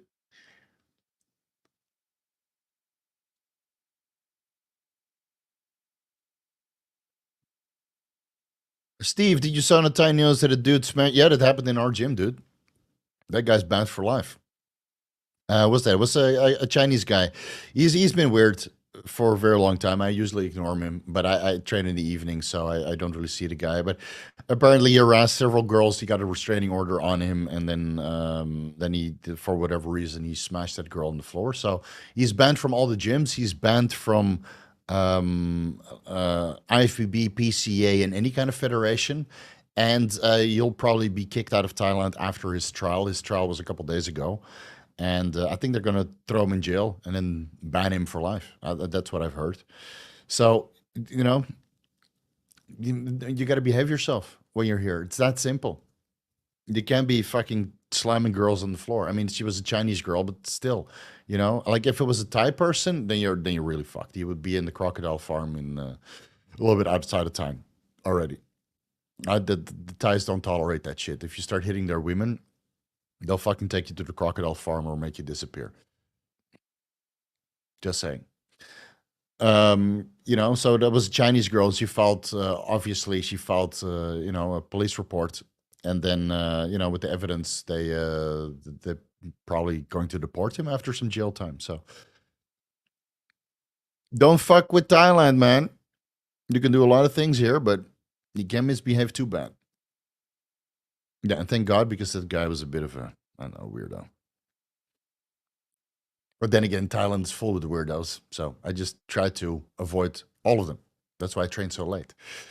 Mr. Mint, for clarity, 200 milligrams testosterone cypionate, 75 milligrams mint, acetate, both weekly in subcutaneous and intramuscular dosing, 40 milligrams testosterone, 50 milligrams mint, 20 milligrams Anavar first thing daily, TUDCA NAC, aspirin. Oh man, take the aspirin out, dude. That's just waiting for gastrointestinal problems. Not okay nice before bed. Okay, that's good. If you want to thin the blood, look into fish oil and vitamin E, because fish oil and vitamin E also have blood thinning effects and regulate platelet aggregation. And aspirin, of course, is more potent in that, but it can also lower the protective lining of your intestinal tract, especially, or just the gut. And if your protective lining, right, the stomach lining is less and less and less, and you already mess with steroids and oral Anavar, which can alter your stomach acidity, and then you get acid reflux, but it also starts burning holes into your stomach lining, into your stomach, and now you get stomach ulcers, and now you start bleeding internally, right? So, of course, this is a little bit, power of deduction and the fear mongering, but it can happen. I mean, I've seen guys suddenly drop their hematocrit just over a course of a month. Like, why is your hematocrit so low? Did you do a lot of blood donations? No, man. And then you really have to piece it together. You see that their D-dimer is fucking elevated. Do you have hemorrhoids? No. Do you have black stool? Yes. Like, fuck. Well, let's look at the stack. Aspirin. Do you have acid reflux? Yes, terrible. Okay, take the Anavar out, and this is why I wrote that stack on how to heal your guts after oral steroids. Heal guts.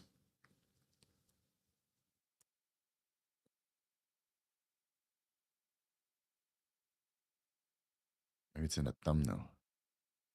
Yeah, steroid ruins your guts. I think that's the one. So you can kind of reset everything. So please take the aspirin out. And, well, if you take 40 milligrams of test, 50 milligrams of ment, and 20 milligrams Anavar per day, then yes, that's why your SHBG is going to be low. Yeah, that's the problem. It's a lot of influx of androgens. Steve, how do you properly use insulin with 1 to 2 units of growth hormone? How to use insulin alone as a pre-workout? How many carbs? Buy the insulin ebook, dude.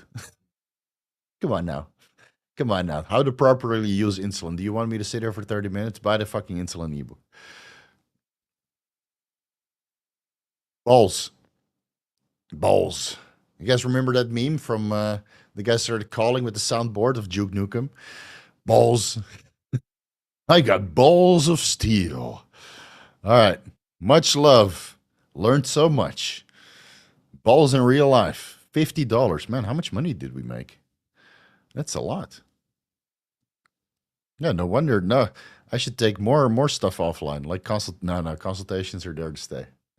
Man, I had like 2 hours today, 5 hours on Wednesday. I was fucking dead. Much appreciated, balls in real life. I'll definitely buy myself a milkshake for that.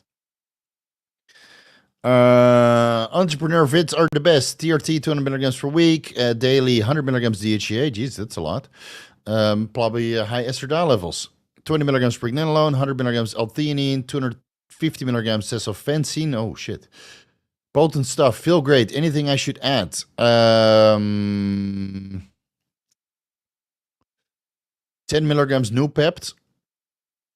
And either, how about you alternate? Dihexa 10 milligrams twice a week and 500 milligrams intranasal Semax. Alternate between, because Dihexa you shouldn't take every day. It's quite stimulatory. Maybe once or twice per week. And on the other days you take Semax for neurogenesis. And then the Nupept is there every day for maybe 3 weeks, 4 weeks in total. And then you take a couple weeks off. That's what I would do. Yeah, I'm very high on Nupept once in a while. And very high on Dihexa and Semax once in a while. Great stuff. And of course, Gorilla Mode Respawn. Right? Have 10% discount for that. And you don't even need to go to some gray area peptide website. You can just buy it directly down below. James Leon, can you please make merch? I would love Vigorous Steve tea. I'll look into it. Actually, I was right before the pandemic. I was going through some of the manufacturers here to make some shirts and have the designs and everything, but they just didn't want to work with me properly. And then I look at those online print as you go places. It's not really something that I would wear. So I don't know. I will look into it. Maybe we can replace the ebook sales with merch sales, and then keep the money flowing. Google Thai gym girl gets smashed. What do you think I get? Well,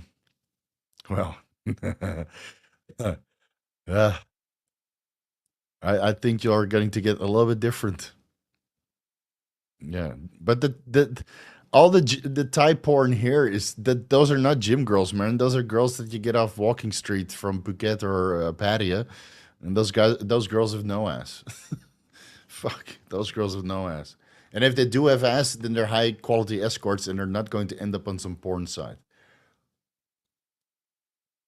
They charge like $250 for a round. And they have some self-respect. They only fuck, rich dudes. Big Steve, what's your opinion on metformin for cutting? What can I do to stop it from messing up my colon last time I took it in the morning? I think metformin for cutting is not necessary because you're in a caloric deficit, and a caloric deficit and carbohydrate restriction automatically improve insulin levels.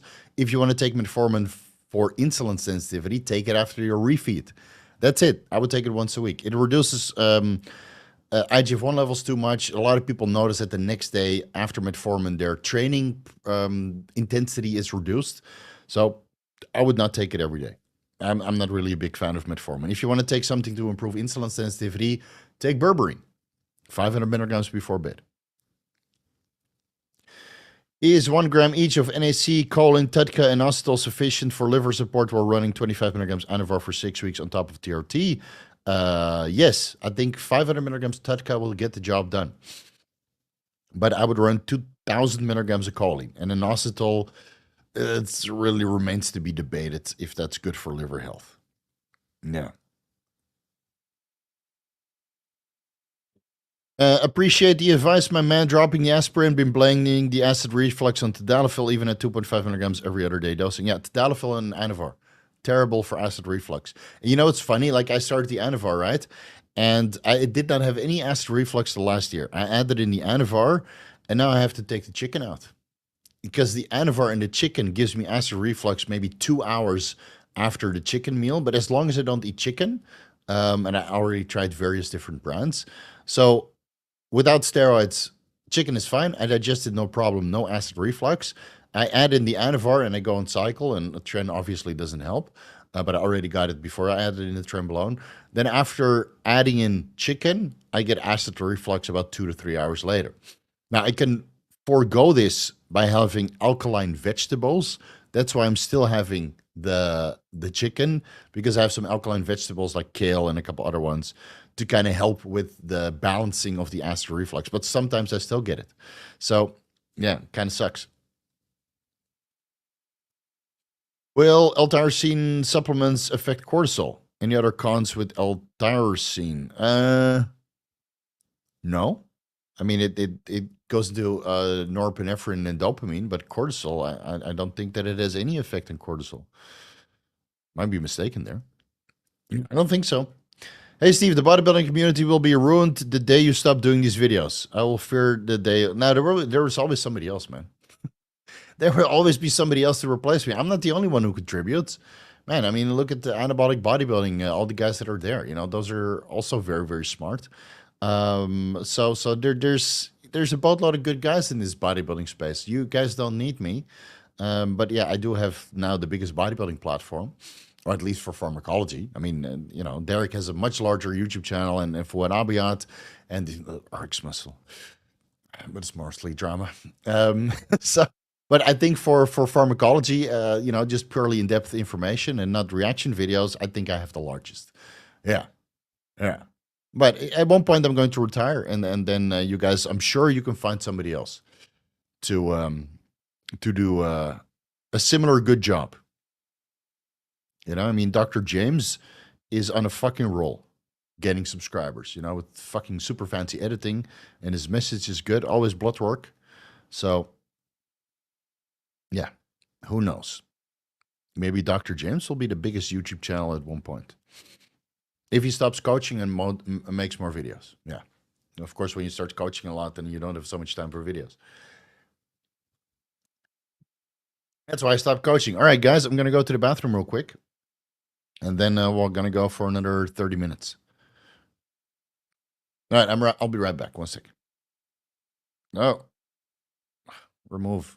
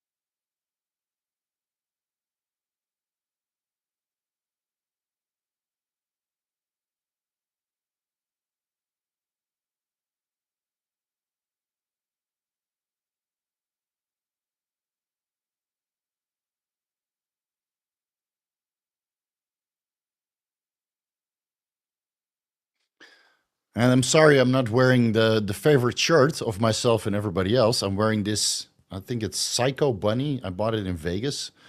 Very expensive. Nice shirt though. But the other shirt is in the laundry bin. My wife didn't get a chance to wash it after the last Q&A. So if it's in the laundry bin for a long period of time, then I don't want to wear it because smelly. So this one is the one for today. Not as exciting as the other one, but hopefully we can bring the favorite shirt back next weekend. Mr. DK, no one on YouTube does what you do. Not near. Yeah, I agree. The reason why I wanted to do those deep dives is first I thought about doing the membership website, right? And then I realized, you know what? Building the membership website is going to take me years, and it will take significant time away from growing the YouTube channel. And let's be honest, nobody signs up for membership sites anymore unless you're a big name. Maybe J3U is doing well, but or maybe Jordan Peters, but I think all those other membership websites are not doing too well, man. So I get more than enough money from consultations and ebook sales, which I'm going to have to take offline because they're outdated. And affiliate sales that I just don't need to. So I'd rather just post it public for everybody to see, so you never have to sign up for a membership site. Destroy the competition. Unless you really want to go after experience from, Paul Barnett and Kurt Havens, and because those guys are very, very smart and they have a lot of experience coaching people and are great bodybuilders themselves. So I'm sure their membership site is still absolutely phenomenal. And J3U, if he starts proofreading some of the stuff that he took from Victor Blackmill, right, which, man, you really need the fucking hourglass on that material. But I believe that Kurt Havens is helping him out a little bit with, the proof reading, because there's so many holes in that kind of material. Again, I don't know what he took because I never signed up. The John Meadows Mountain Dog website was absolutely great, but I unregistered from there because I didn't want to plagiarize, because I respect those guys way too much, right? So I wanted to come up with my own ideas and formulate my own opinion, and not just blatantly take something from there, even though the information is absolutely stellar. I just want to get to a point where all the information is accessible for everybody. But if you want personalized advice, then yeah, you're going to have to pay, because my time is very valuable, and it will be even more valuable when I have kids. But it also means that at one point I'm financially secure enough just to throw in the towel and not work these crazy hours anymore. But by that time, don't worry, all the scientific literature will have been reviewed. Literally all of it. Yeah. I'm following everyone. Still, no one gives me that much info like you. Yeah, I think I got everybody beat. Oh, to get back, Derek used to make excellent deep dives before he started doing reaction videos on SARMs, right, where he reviewed all of the scientific literature. And I realized that nobody had ever done that for steroids, because it's so much scientific literature. Like with SARMs, you have maybe 5 to 10 studies, right? Aspirin is 80 now, I believe. But all of the other, SARMs is maybe 3 to 5, 10 at best. And then I searched for Anavar, 800 studies. Like, fuck. Do I really have to? Well, might as well be me. So you will see from that. Well, you saw the Halo testing video, right? I reviewed every scientific literature. Now, it went a little bit from what is the best dose of testosterone using scientific literature to figure out the right dose, and going through the literature, but not reviewing all of it, which I did for testosterone and Anavar, just cherry picking, basically, right? The dosage studies, to reviewing all of it. Yeah, which I do regret a little bit now, because you guys have no idea. You guys have no fucking idea how much time I spent on these videos. And especially the recording parts, because trying to pronounce some of these words, you want to strangle yourself, dude. Sometimes same sentence I have to say for 10 minutes before I get through it. That's why there's so many jump cuts. Well, you guys know how much I struggle with recording, but I still do it for you guys.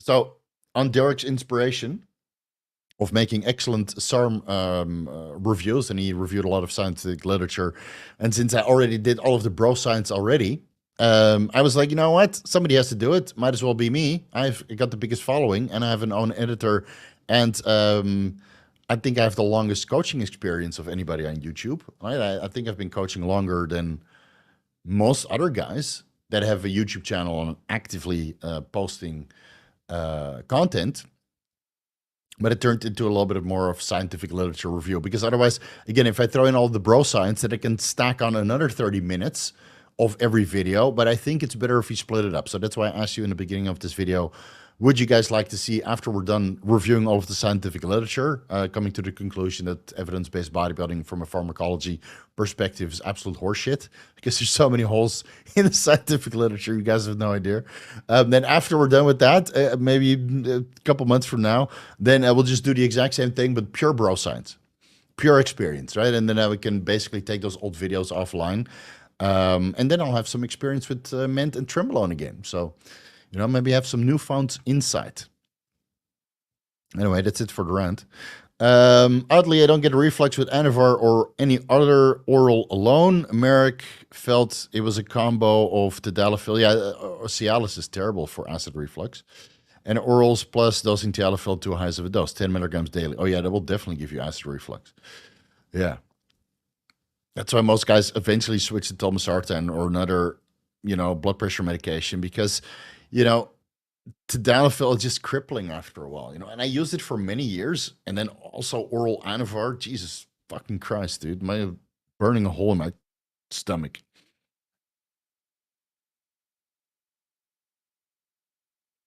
All right, next one. Sorry it took so long.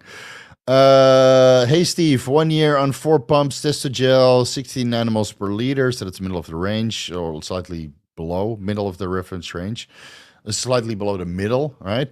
Pre-daily application. Oh, that's before. Testicles are growing back by the day and good sperm count. Okay, so you stopped it. Okay, without HCG. Is my body adapting to the gel losing effect? It could be. Okay. You're using testosterone gel. It's been a year. Your fertility parameters and testicle size are improving. It could be that the exogenous testosterone is entering your testicles. Maybe you're applying it directly to the testicles, which is a common practice with the testo gel community. Some of this exogenous testosterone is entering the testicles to stimulate the Sertoli cells. And thus, spermatogenesis is initiated, but might not be very good because your follicle-stimulating hormone levels are somewhat suppressed. Go do some blood work, do an additional semen analysis, checking your morphology, progressive motility, and DNA fragmentation, and then take it from there. 1 second.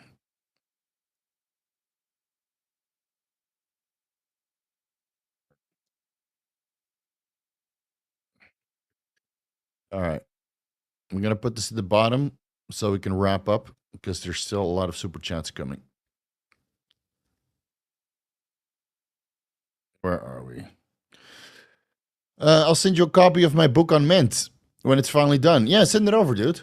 Send it over. Don't be an asshole and use all of the citations that I that I posted underneath my Ment. No, it's community, man. I don't give a fuck. It's out there on the internet now. Plus, all the scientific publications that I use are available for free anyway. So just take the citations, man. Put it in the book. I don't care. I won't be too sciencey, just my experiences and the literature I reference to make my decision on how to run it. Okay, send it over, man. I'd love to read it. I'll add it into the bro science videos, and we can all learn from each other. You take my citations, and I'll take your bro science, and then we'll stack it all together and make very cool videos. And unlike other people in the fitness industry, when somebody helps me, I make sure to mention them in my videos. So I will mention Mr. Camillo, but only if your ebook is good. So make sure that it's good. Mohammed, lately Derek stopped doing anything informative other than advertising. Well, that's not true. He just stopped posting altogether. He's just too busy. I mean, he's a bit guy. He has a multitude of different businesses. You know, it's just he has, I think, like 6 or 8 podcasts that he recorded and just didn't have time to edit. And give him a break, because he did 2 videos a day for a very long time, with not a big of a team as most of the other YouTube channels that do 2 videos a day. So if he wants to take a little bit of a sabbatical, just give him some time. And in the end, he's a business owner. So what do you expect? I mean, of course he's going to promote his Gorilla Mind supplements. That's the moneymaker, dude. That's the fucking moneymaker. If you are a business owner, would you not promote your supplements? That's how you go bankrupt. I mean, I promote my knowledge here every single day. Do you know how many consultations I get every week? You have no idea. And I don't even have to fucking mention it. You've seen the rates, right? I get that every fucking day. Every fucking day. Just by showing expertise. That's advertisement too. But you guys don't realize this. It's fucking advertisement.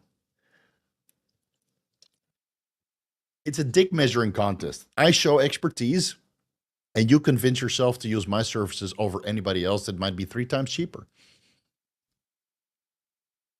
It's honest fucking truth, man. So, if you're not financially incentivized, then, well, I hope you are trust fund baby, or you're really good at parenthood in another way. But money makes the world go round, man. And now I realize that as I'm older, and I have to do IVF, which is going to cost me $20,000, that I'm happy that I'm financially incentivized because it wouldn't break the bank. But for all the guys that are not financially incentivized and don't know how to market themselves and advertise and make their business as high as possible, yeah, they're struggling. And then they have to make a hard decision. I can't afford it, so I will never have kids. When in reality, you should be working fucking hard and you can easily afford it. So that's why I'm not. No, anyway, that's a rant. That's a rant. Never mind. Steve, you're so financially incentivized. Well, that's the honest fucking truth. I love money, dude. And not because I want to spend it, but it gives me opportunities to live a free life and not have to worry it when I do need to spend it on important things, not sports cars, on, quality food for my cats, for example, or quality food for my own body. Let's see. All right. Yo, advice from last week's Q&A. Testosterone on Decanoate, 125 milligrams Monday, Friday for 3 weeks. I'm home. Jeez, they have to decipher this. Before 2 weeks away. Okay, so right, you're three weeks home. You have to specify a little bit because I might not remember, dude. I get hundreds of questions every week. So this is the guy that is away from home 2 weeks and then home 3 weeks. Okay, so he pins 250 before he goes away for 2 weeks, taking Romacin with me. What should I try first since I have no experience with PEDs? Recent blood work. Watch the entire video series about TRT. I explain everything there. So I would start it 3 weeks while you're home and then pin before you leave. And do some blood work before you leave. So 3 weeks into it, you're already doing blood work. And do new blood work again when you get back to see the difference. All right, to compare before and after you went on this 2 week work trip. So yeah, you're going to have to figure it out, man. But your protocol is not going to be as straightforward as guys who are kicking ass, chewing bubble gum from the comforts of their own home because you're traveling a lot. Xavier, VIP. Hope you're doing well, Steve. I'll message you about a pod next week. Just make sure Dave Palumbo is not on it. Sorry, I've had a ton going on. I'm up in the night with pain after a tooth extraction, waiting for painkillers to work. Jesus Christ. Yeah, I usually troll desktop bodybuilding, just live stream. Oh, you guys have no ideas how much I've been trolling. Not Xavier. I've been trolling what's going on the stage. So I remember I made a very inappropriate remark about all the girls that are in wellness. I offered $10,000 for them to have a special competition to crush watermelons, and then the whole chat turned into a watermelon fest. Yeah, very inappropriate. But I'm old, and I'm horny. So, But yeah, those girls are thick as fuck, man. I would love to see it, dude. Yeah, I would love to see it. Xavier, send me a message on Instagram and we'll sort something out. But don't stump me with Palumbo, man. I don't want to talk to that guy. His audience is fucking nuts. They sent my wife death threats. So no thanks. No thanks. I know you're close, but don't fucking do it, man. Don't fucking do it. Anyway, let's talk on Instagram. You recently posted a video about supplements to take during a trend cycle, but do you think you removed it? Can you please post it again? Watch Monday. I include all the evidence-based over-the-counter supplements, ancillaries, and performance-enhancing drugs, which should help you during a trend cycle. No, that's the video about how to stay happy on trend, right? Happy on trend. I should have that somewhere. Dude, how to be happy on trend. And that's a fucking thumbnail that Dave Palumbo used, where I'm like this. It's linked down below. Anyway, I can't hate on Dave Palumbo too hard. because I think he's going through some shit right now. And to be fair, I did go after him pretty hard, so I get it. But the only reason why I don't want to debate that guy is because his audience is fucking nuts. That, or some of his audience at least. Jesus Christ, man. You should see what they said to me and my wife. Fucking hell. It's 2:41 where you are. No, it's 1:51, so it's about an hour ahead. Yeah, it's like I go to bed at 4 a.m., man. I have no life. I have no life. Just a part of the game. What's your educational background? I have a bachelor degree in information engineering on the University or Hogeschool van Amsterdam in Holland, which is basically, I call it knowledge engineering because it sounds so boring, the information engineering. And I wish I never went. But at least I learned how to piece shit together from a business perspective. And I think that translated very well into what I'm doing now. Because I monetize my business pretty good. I invest pretty fucking hard to the point I reached financial security in 2017. And ever since then, money hasn't really been an option or a problem. But I still prefer to maximize everything that I make. Because that offers more financial security. And again, financial security opens doors and reduces stress.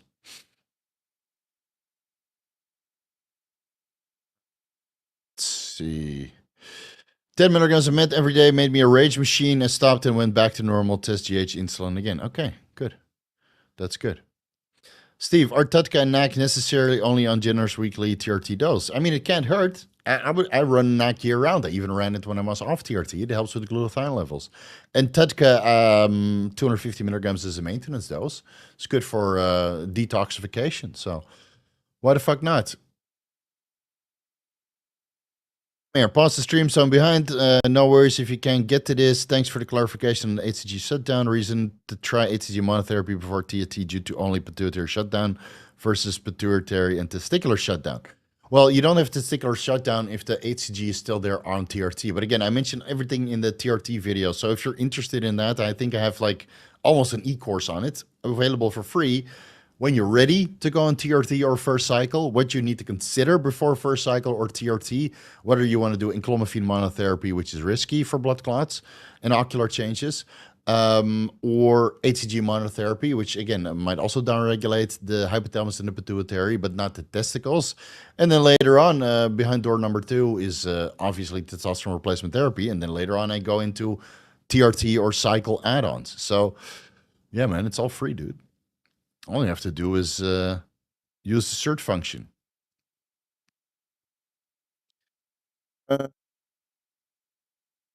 If you can afford tesamorelin and ipamorelin for a couple months at a time, would it be worth it to use it while blasting at higher doses of test and DECA than when on TRT and test and DECA? Yeah, because you'll build more muscle in the presence of higher circulating testosterone and nandrolone. But dude, tesamorelin, ipamorelin, let's say you get 2 IUs of growth hormone out of that, or 3 IUs equivalent. I think that 2 or 3 IUs of growth hormone is cheaper. Honestly, when I look at the sources online, tesamorelin is fucking expensive. So I would run. Dude, I mean, fucking Chinese generics are like, and I think I linked the GH pharmaceutical versus GH secretagogue video down below. Give that one a watch. I even do a price comparison there. I think good generics are like $1.50 a unit. So if you're going to spend $5 a day on tesamorelin and ipamorelin, you can run 3, maybe even 4 IUs of generic GH, which are certainly going to give you more results.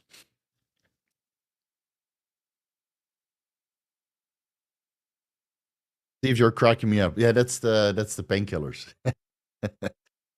Hope you get well soon, buddy. Which teeth did you get removed?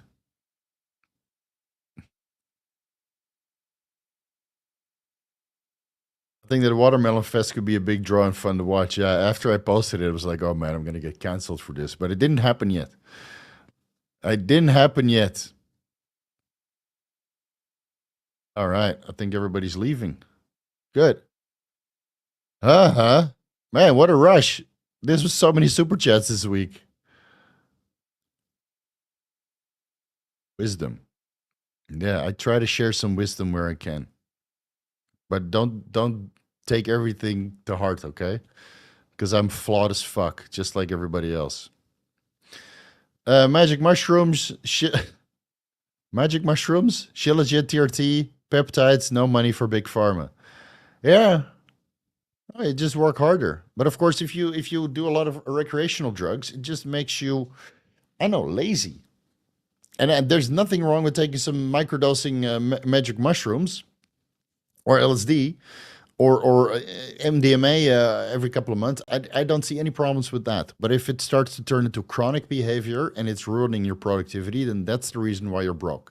I see this happen around in Holland all the time. All these guys smoking weed every single day, and I see it now in Thailand also because weed is legal, even though they're trying to reverse that. It's you see these guys smoke weed and just take drugs all the time. And again, there's a time and place for everything. And I have a video on this. I have a video on everything, dude. Debaucheries. Yeah.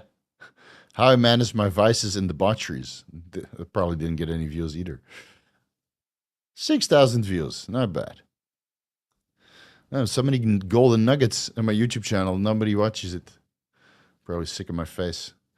Anyway, if you want to do, you know, if you want to have fun, the way I look at it, if you want to have fun to the max.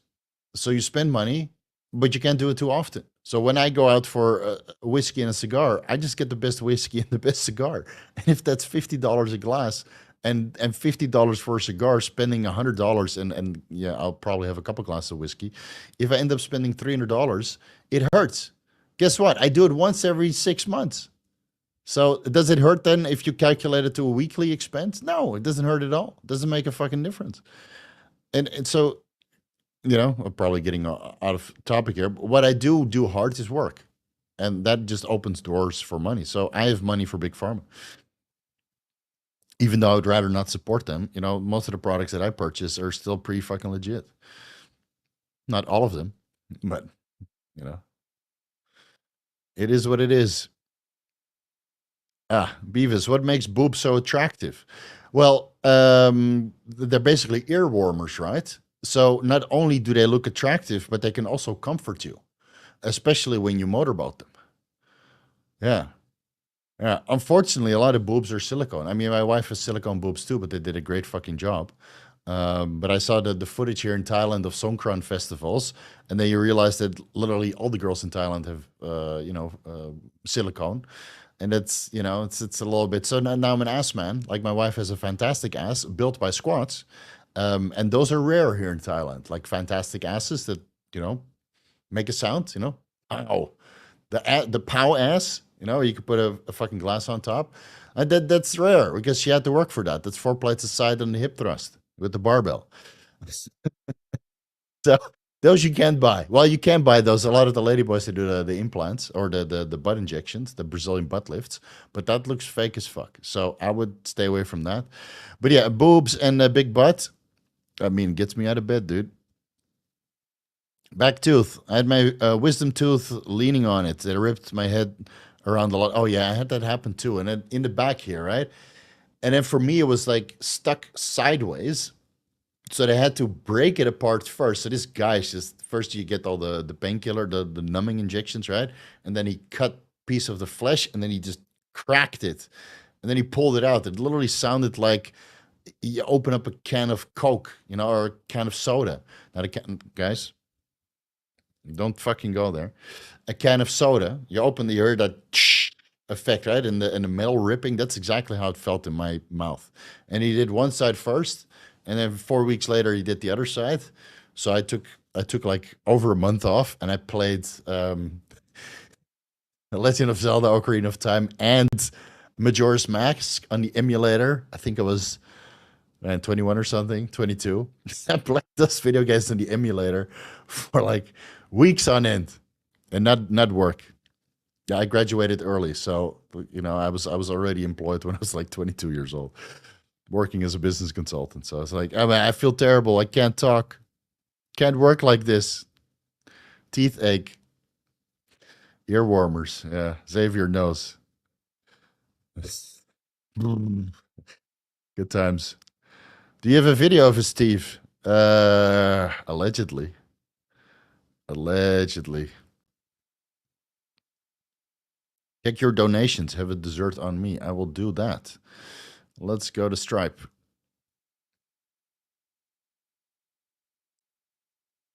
No, let's not go to Stripe because third-party verification. Do I have to log in here also? Jesus Christ. Remember me. 1 second. Now I would like to know. And then after that, I'm going to go, man. Tomorrow I got to wake up early. Actually, I got to wake up in 8 hours because the show starts at 8.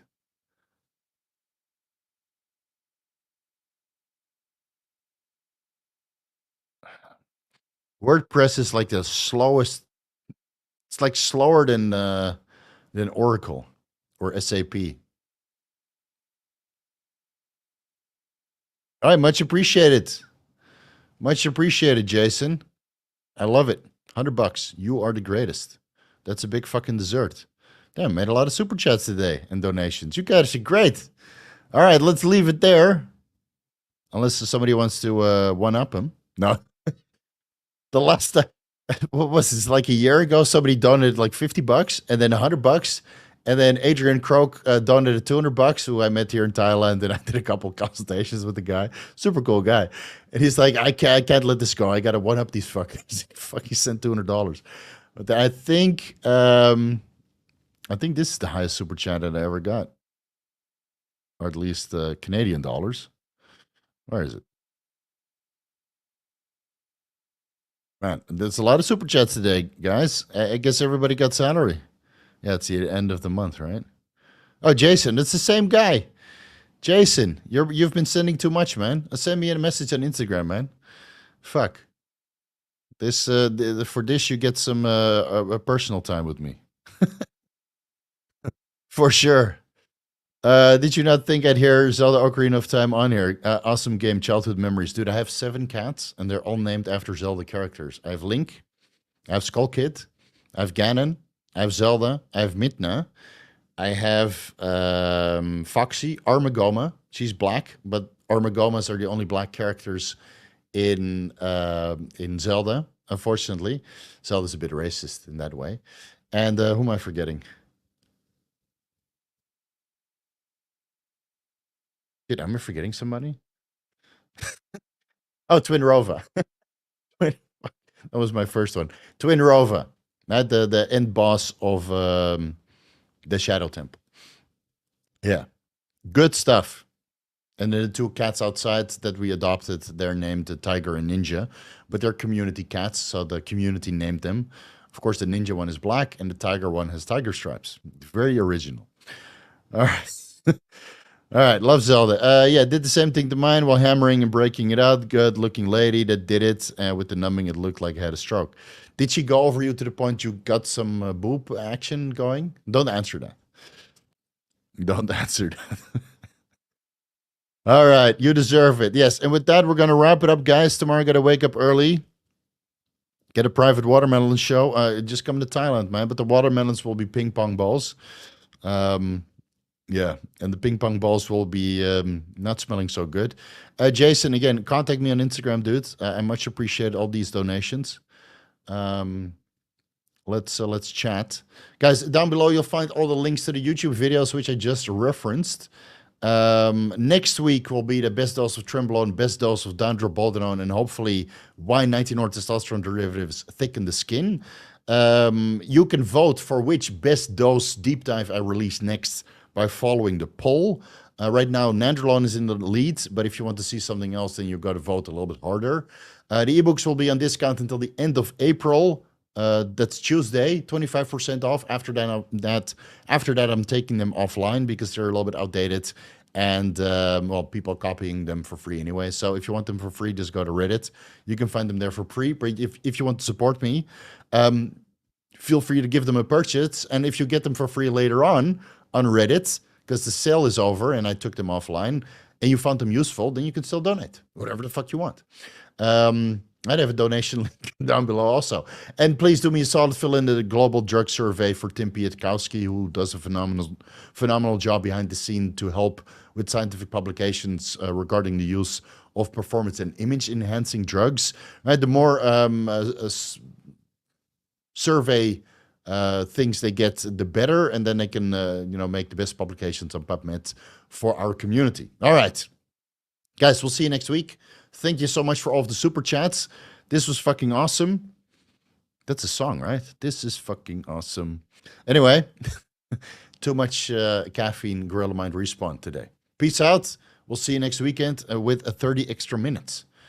See you guys later.